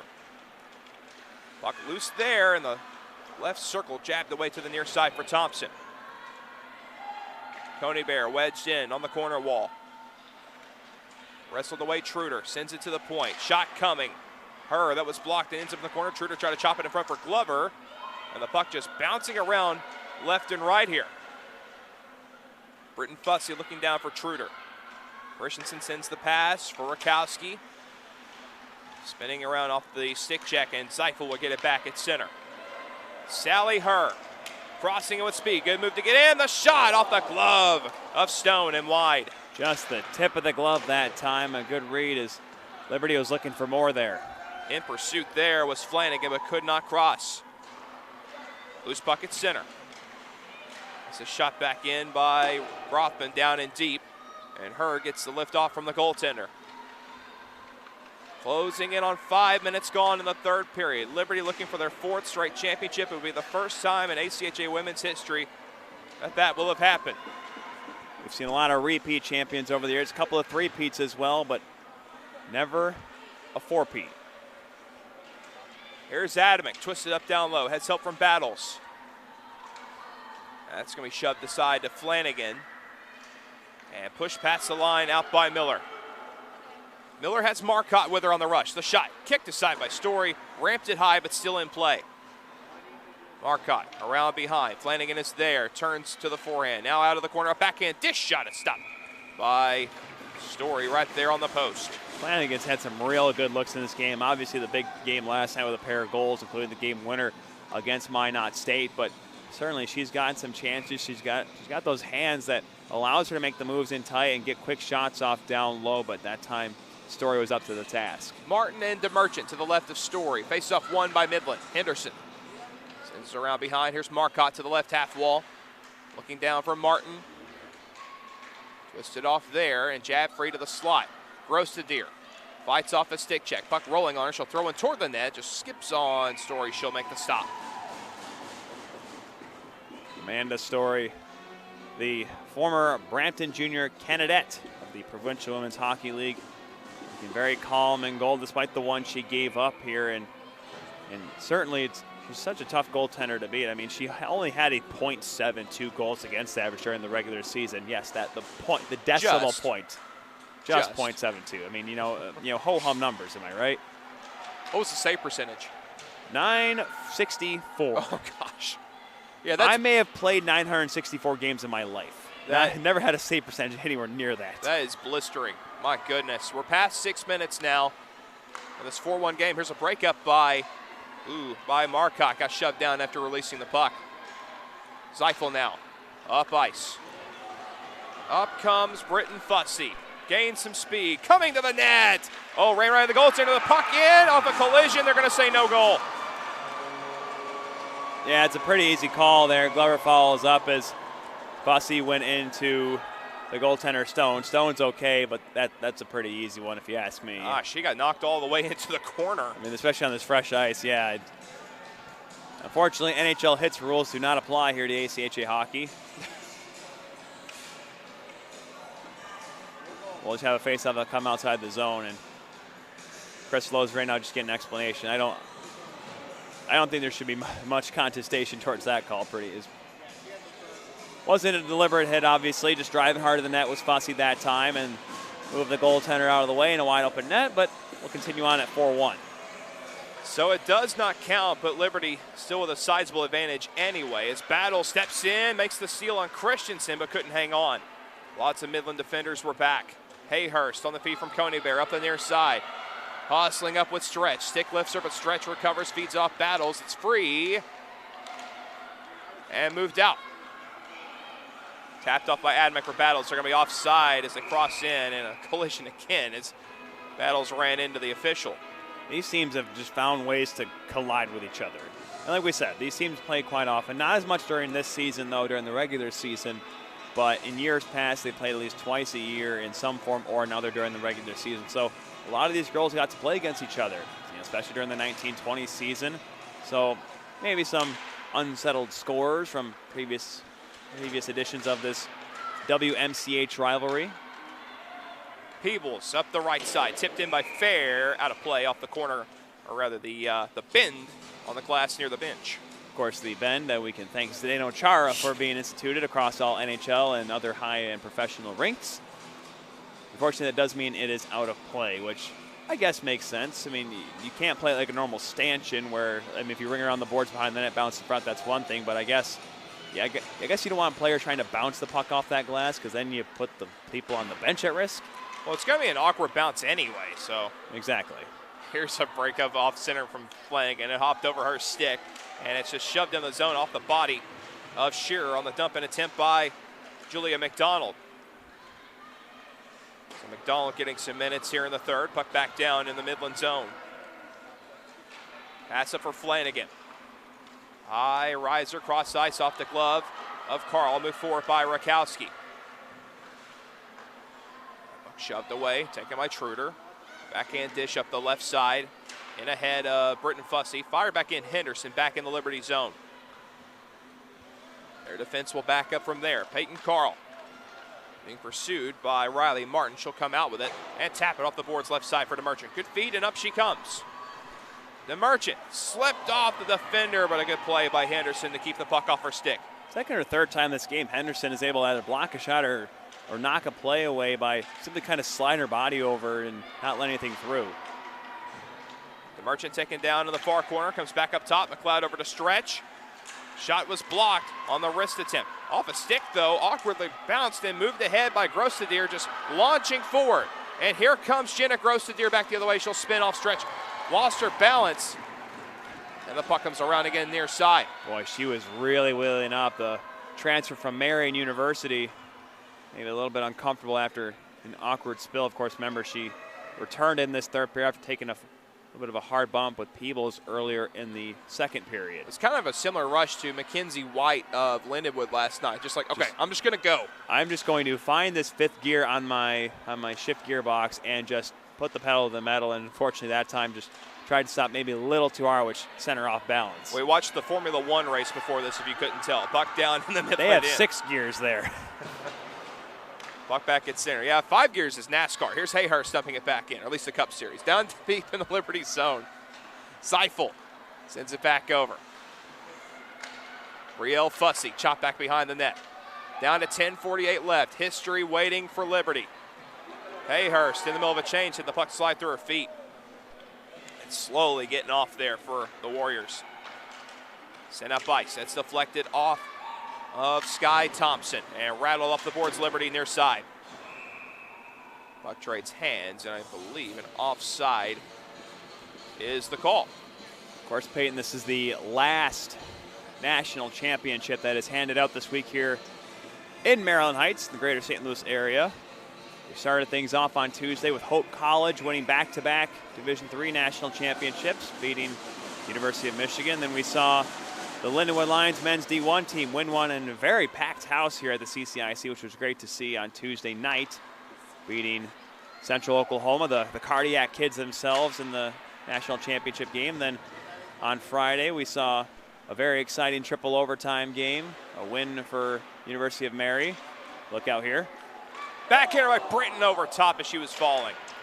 Beating Florida Gulf Coast in that one did the Marauders. And then yesterday we saw Assiniboine Community College becoming the 3rd Women's Division II program to go back-to-back, defeating the Dakota College Bottineau Lady Jacks. It's been a great week of action, great 10 days of action here at the CCIC at all 3 rinks, and of course over at the Maryville Hockey Center. This is just a beautiful facility, pretty much brand new here on the grounds of the Hollywood Casino. Centene Community Ice Center, St. Louis, Missouri. This arena holds 2,500 seats. And Lindenwood, of course, the host team, has an NCAA Division I women's program. And a lot of rumors coming into this week about them pushing for a men's program. It's getting very close. I don't know what you're talking about, Peyton Turnage. Hey, we didn't have anything to do with that. We're clean, okay? You're telling me that was just a coincidence that that thing came out the next day? Yes.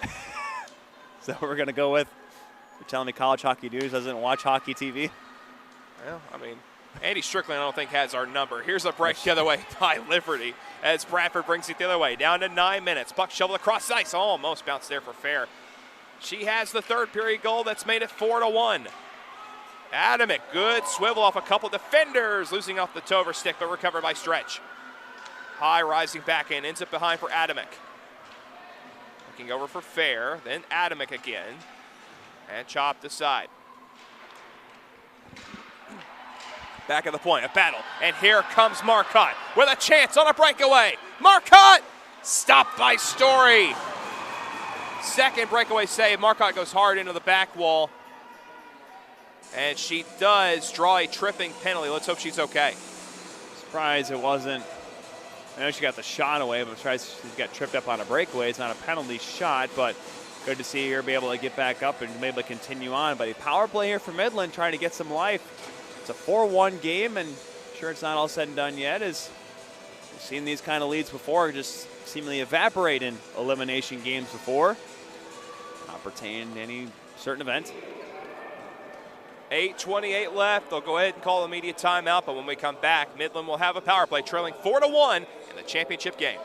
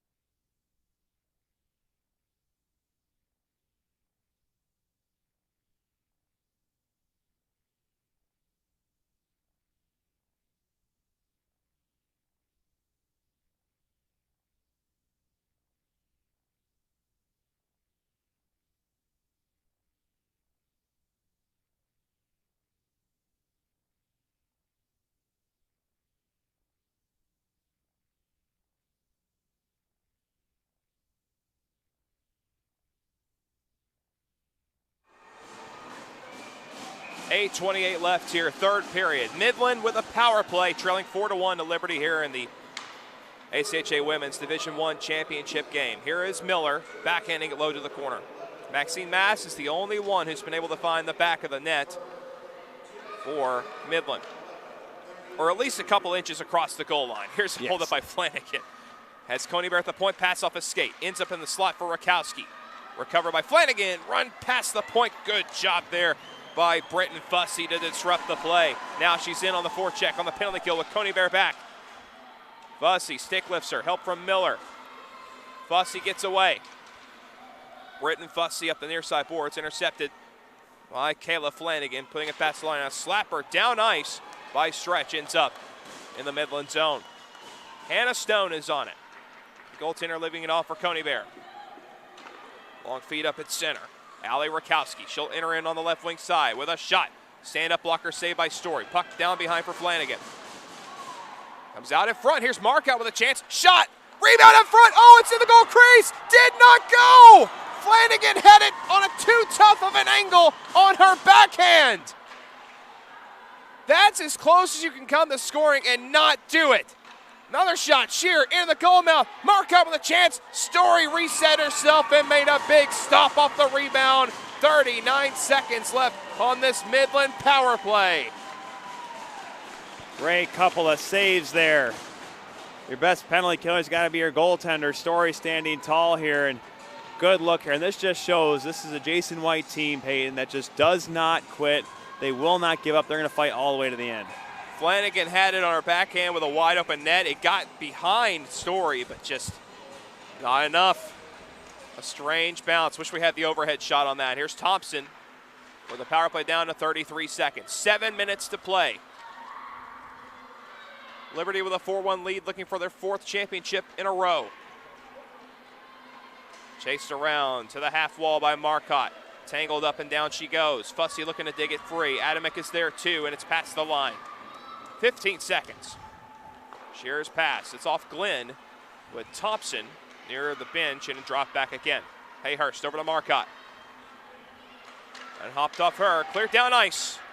And gloved by Shearer as the penalty comes to an end. Midland across the line with Shearer. Just a dump shot that's blocked. And played back to the red line. Recovered by Coney Bear as everyone tags up on the delayed offside.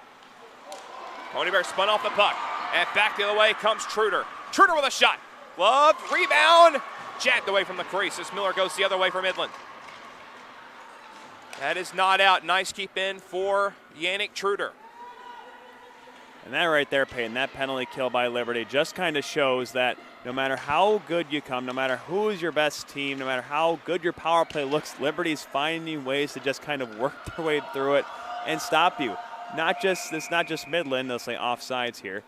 And it's not just Midland that sees this. It's every team Liberty plays. You come at them, with your best. You come at it with your best stuff, your best chances, and they still find ways to get through it and get by it and win hockey games. That's why they have not lost in so long and why they are now 5:47 away from another national championship. They lead the shots 21-19. But have had the better end of possession as at the side, Hannah Stone will cover it. And once again, Hannah Stone has been the MVP for Midland. Yeah, no question about it. Sure, you see the 4 goals against. I understand people are like, well, what do you mean? Well, here's the thing. They don't get here to this point without the way she's played. Yesterday, too, especially. Yeah, it was a rough first period, but boy, Minot had so many chances in the last 2 periods to take the lead and then some. Unfortunately for them, they had to try to get through number 30 in orange last night, blue tonight. She's played so well throughout this entire season, and man, that's the reason why the Warriors are in their first national championship game is because of her. Flanagan takes it up. It's a 3-on-2, given left side to Rakowski. The return for Flanagan, but a good stick by Dana McLeod. Broke it up at the line. Now a long shot is blocked on the attempt from Coney Bear. Moved out Bradford. 1-on-3. Takes it wide right. Bradford, the handoff. And the send back to Glover. The shot. Blocker save there by Stone. Up, but still in play. Truder. Quick turn to the forehand. Has help from Glover in the 2-on-2 in the corner. Glover takes it down behind. Shielded by Henderson. Under 5 minutes to go here. Truder centers in front. Blocked. She'll get it back. Run over to the boards by Henderson. Glover with a little shove up. Getting physical here in the third. It's across the crease just ahead of Britton Fussy. Fussy To the corner now, skating behind. This rolled back to the point, reaching there. Glenn can't hold it. It's going to come out. Another good save is Hannah Stone. She just does not give up. This whole team doesn't want to give up Midland. They don't want to end it on a sad way. They don't want to end it with a downer. They want to keep fighting hard. They want to know that they left it all on this ice sheet today. No matter what the score might end up, no matter how good Liberty has looked at times, they continue to fight on. Here's a chance for Midland, left side. Shot from a sharp angle, stopped there by Story. The rebound at the side of the goal. That first attempt by Maxine Mass. Give it back to the point. Here's a shot, Rothman. Glove save again by Story. 4:02 to play. Story kind of got bumped as Hayhurst kind of got knocked down, knocked into her, but the captain for Midland's okay, as is the goaltender for Liberty. 4:02 remaining in this third period. The Liberty faithful, the parents and fans that came out and supported this team here all the way from Lynchburg, Virginia, of course across the country as well, and a lot of Canadians on this team, so we've seen a few folks from the north come on down here to St. Louis to support their players for not just these two teams, but for all teams here. Here's a chance for Glover, coming up with Fussy. The pass, Fussy in on goal to the forehand. Saved by Stone on Britton Fussy. Held in Peebles with a chopper from the point that's blocked and cleared away down ice by Mass, but it's icing. Can we just say that this is the third game for Midland in this tournament, Peyton, and we have not said Stone stones them? I can't believe that you nor I, we both have done play-by-play for Midland games, and we both have not said that yet. Not to be mean, I don't normally go for the hokey lines, but that still would have been a good one. Well, listen, that's my thing. Stoned him on that last chance. There we go. We got it out of the way. There's a tie-up on the face-off. Loose puck on the far side. Liberty in the offensive zone with a 4-1 lead. High point shot bounced off the back wall. Adamick chases it over to the left. But stick check there by Halverson. Seeing her first minutes of the game out there with Mass and Hayhurst. Shearer picks it up. It's off the skate of Adamick. Pushed back. And here's Battles down the slot. Cuts in with a chance. Battles stopped there by Stone. Rebound near the goal mouth. Stone sitting back. It's still free. And Battles puts it in for her second of the game. And Liberty now has a 5-1 lead. Midland wondering if there should have been a whistle. The puck looked free. It squirted out, and Battles bangs it in. Third goal of the tournament. That should do it. That should do it indeed. Haley Battles, Nashville, Tennessee, second goal of the game, and now a 4-goal advantage with 3:05 to play, and still argued there by Midland, including goaltender Hannah Stone. I thought I saw the puck too. I didn't hear a whistle. Did you hear a whistle? I did not, and that puck was still free about a foot in front of the crease. Fair game for me. And right now, asking for an explanation is Hayhurst, and it's a tough one after a couple of great saves too, and tight by Hannah Stone. She was kind of down and out. She thought she had the puck underneath her. Jason White arguing on the bench, the coach of Midland. Quite animated there, talking to the official.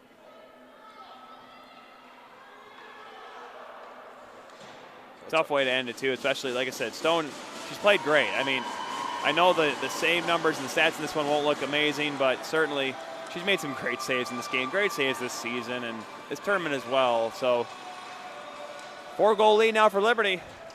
They can taste it as the trophy has been shined and it is awaiting down in the tunnel. Here's Grostadier for Midland. Was under 3 minutes to play. Grostadier shot, kick, saved by Story. Fought off to the corner. Grostadier hit up there by Carl. It comes back to center. Don't forget, we will have the championship presentation as well as the medals given out to each member of the winning team. We'll follow the conclusion of this one. It's been a pleasure being with you, Peyton Turnage and Tyler Kuehl for you on Hockey TV. 2.5 minutes to play. Puck held in at the high point by Sydney Richards. Down to the corner. Lynn will send one up the middle. And Spanier gets it chopped off her stick by Miller. Glenn follows up. Grostadier with a takeaway. Falling down was Miller trying to get ahead of the pass. Just lost the edge on her skate, and it's back to the Liberty zone. And icing is called with 2:05 to play. Now, we mentioned this earlier. We got a chance to work with Rasty McKibben this week, who is the gentleman, a former coach at the Liberty men's team and the man who started the women's program quite a while ago. And when the ACHA, of course, started, they did not have women's hockey until the 2000-2001 season, which was around the time when Liberty started off. And since then, starting off, when Rassi explained how that team started, he said we had a lot of girls that could skate, that were just learning the game. And now, 22 years later, here they are, a dynasty in the women's division ranks. Absolutely. First championship in 2015, and not many times where they've been forced to look back since. No, not at all. And they've always been a competitive team. Of course, there was the Lindenwood run in the late 2000s that saw them win 3 straight. But really, over the last, we can say 10 years, Liberty has always found a way to be in the national championship picture. 2 goals by Haley Battles, as well as Aislinn Stretch, Yannick Truder, and Shannon Fair in this hockey game. 1:10 to play. Zeifel's shot is blocked. Midland fought valiantly, but they knew they had an uphill battle going in this one. But they fought hard, and it's very commendable on their part. Yeah, and that goal too was such a big goal early on in that second period. You really thought that one, if they had a chance, looks like a timeout taken here by Midland head coach Jason White, maybe just to kind of settle things down here with 1:02 left in this one. But you know, they got their chances, and that goal by Mass, I mean, it just seemed like that was the jump they needed. And we talked to Jason White. He said scoring first would be great, or even going down, or even going into the first period scoreless. That would have been huge for their confidence, because the last thing they wanted to do was have another here we go again scenario. And they really fought that first half of this game. I know if they're just joining us on Hockey TV right now, they think it's a 4-goal game. How close could it have been? Oh, well, Peyton, at one point, I think the shots were what in that second period? 9-3, 9-4 Midland? Something like that, yeah. Yeah, they played hard in this game, and I'm pretty sure that's what Jason White's maybe telling the girls. And he's going to probably tell them after this game, too. They battled all the way. They got to a national championship game here, and the way this program has grown as well over the last so many years, they're a team that I expect to do well in New England in 2023. 1:02 away from history. What a program. What a dominant program across all levels of ACHA hockey, men's and women's. All 5 divisions represented by Liberty, D1, D2, D3 on the men's side, and of course women's D1 and 2 as well. Certainly a strong setup they got going there in Lynchburg. Heck, even their men's Division I team was able to beat an NCAA Division I team. That's correct, yeah. No joke at all. 42 seconds. Here is Hayhurst. Sharp angle shot. Ramps off Story's pad. Comes back to the point for Coney Bear. Slapper coming. That's across bodies and wide. 33 seconds away from the championship are the Liberty University Flames. And no doubt, no one could put them out in this tournament. Here comes Bradford. One final rush off a skate. 22 seconds. Puck shot back in by Ketterson. Story will stop it and hang on. 17.2 seconds away from being victorious. And Story, certainly a goaltender of a. If I can put my vote in for ACHA goaltender of the year, it's really hard not to pick number 29 down there. A sub-1 goals against average and over 960 save percentage. Incredible season. She'll cover it up again. It's down to 15 seconds, and you can hear the excitement of the building. Everyone on the Liberty University bench now getting up. All the fans, all the family members in the building excited, deservedly so. The dominant team is going to be on top once again for the 4th time. They will win in a row. It's the first time in ACHA women's history as a final stop is made by Hannah Stone. They'll let the clock go down to 4 seconds and stop it. But again, this is the first time in ACHA women's history that a team will win 4 championships in a row. A truly historic moment in front of us here in St. Louis, Missouri. One final face-off to settle it. The Liberty University Flames are the 2022 ACHA Women's Division I champions once again.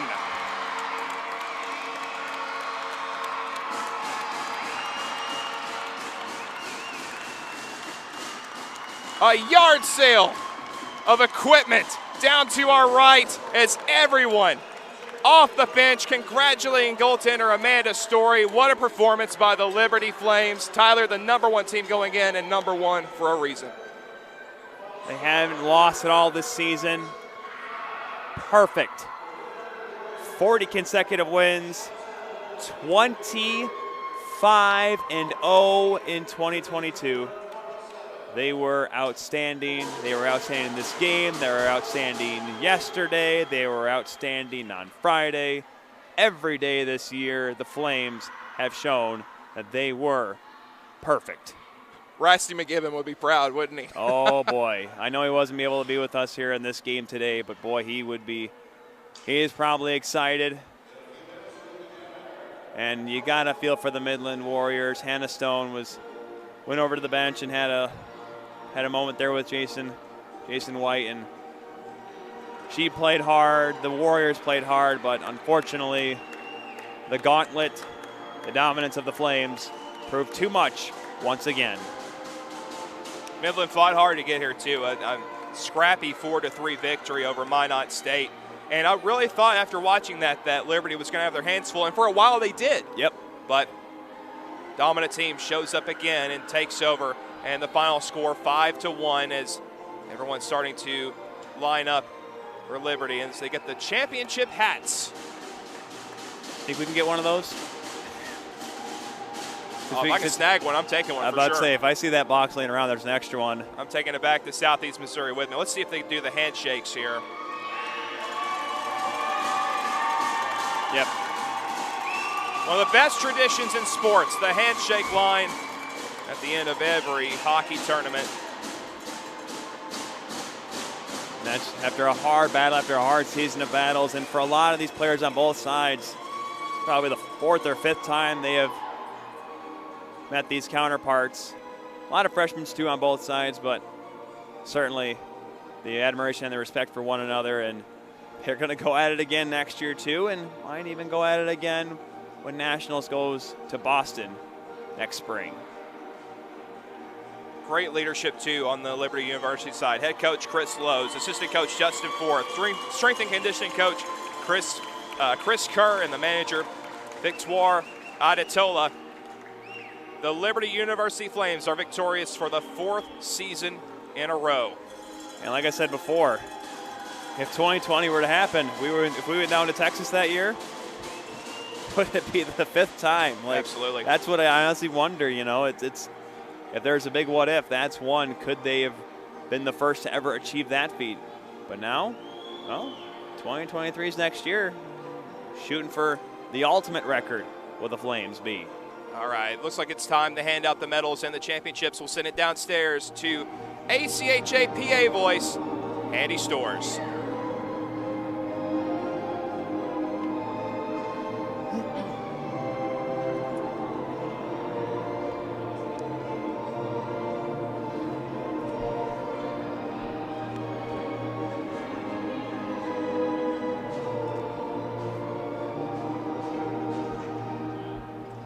At center ice for tonight's presentations, we would like to welcome Women's Division I Commissioner Molly Mahoney, Director of Hockey Operations Dave Kurtz, and Assistant Director of Hockey Operations Brandon Russ. The American Collegiate Hockey Association would like to congratulate both Liberty University and Midland University on a great season and a great Nationals tournament here in St. Louis. We would like to begin the ACHA Women's Division I National Tournament Awards Ceremony by thanking all of the fans and family members that have joined us here in St. Louis and those watching our official ACHA broadcast on Hockey TV. The National Tournament brought together the top 10 teams in the division. A special thanks to our host, the St. Louis Sports Commission, and the St. Louis Blues for working with the ACHA in hosting the 2022 ACHA National Championships. We would also like to thank the staff here at the Centene Community Ice Center for their unmatched help this week. At this time, we will proceed with the individual awards ceremony. Will the following individuals come forward when announced to receive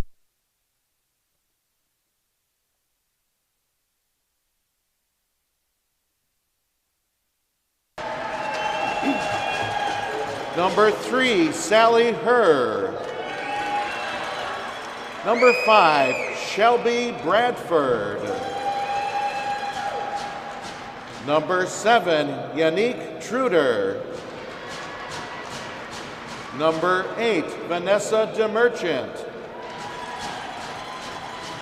Number 9, Aislinn Stretch. Number 10, Priscilla Zafley. Number 11, Zosha Adamek. Number 12, Haley Battles. Number 13, Dana McLeod. Number 14, Julia McDonald. Number 19, Shannon Fair. Number 20, Lindsay Jedrzejek. Number 21, Rihanna Spanier. Number 22, Madison Glenn. Number 25, Brielle Fussy. Number 26, Laura Arfstrom. Number 29, Amanda Story. Number 31, Isabella Hervert. Number 33, Britton Fussy. Number 40, Samantha Peebles. Number 68, Carly Glover. Number 79, Peyton Carl. And the coaching staff, head coach Chris Lowe's. Assistant coach Justin Forth. Strength and conditioning coach Chris Kerr. And team manager Victoria Adetola.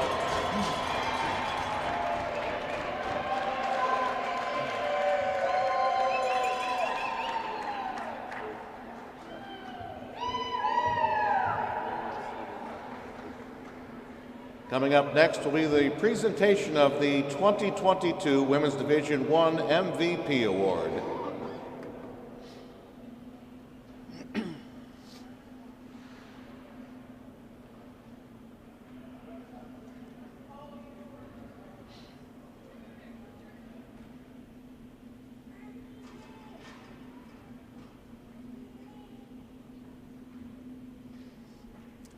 The 2022 Women's Division I Most Valuable Player Award goes to, from Liberty University, forward, number 7, Yannick Truder.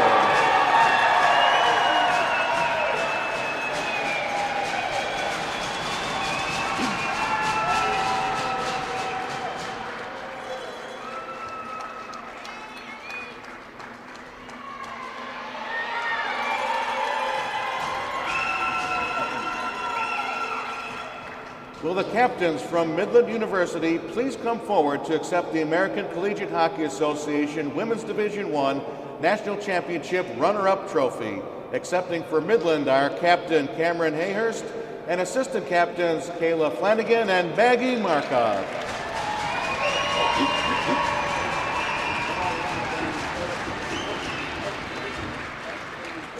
Ladies and gentlemen, let's have a round of applause for our national runner-ups, Midland University. Congratulations on a season well done. At this time, will the captains from Liberty University please come forward to accept the American Collegiate Hockey Association Women's Division I National Championship Trophy. Accepting for Liberty are Captain Vanessa DeMerchant, assistant captains Shelby Bradford, Dana McLeod, and Yannick Truder.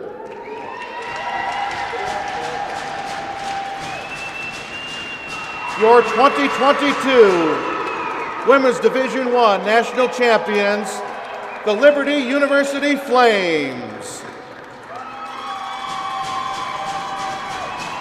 Next year's American Collegiate Hockey Association Women's Division I National Tournament will be hosted at the New England Sports Center in Marlborough, Massachusetts. Thank you for coming and supporting our teams at the 2022 National Championship Tournament. And there you have it, as the celebrations ongoing for the victorious Liberty University Flames, their 4th straight ACHA Division I Women's Championship and the first team to ever go 4 in a row on the women's side. Tyler, we saw history today. Yeah, and certainly they deserve it. There's no question about it.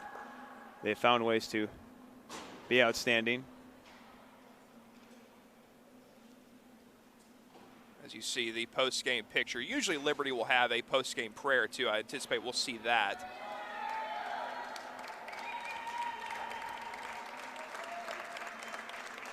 What a group, what a talented group of players. Up and down, of course, Yannick Truder, 4 goals.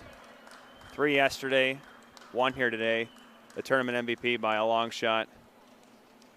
No question, she was an outstanding hockey player this weekend.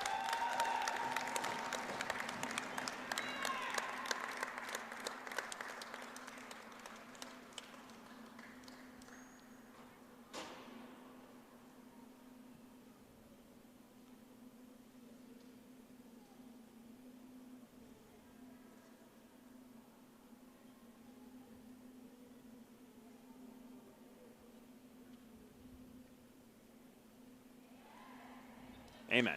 Amen, that's right.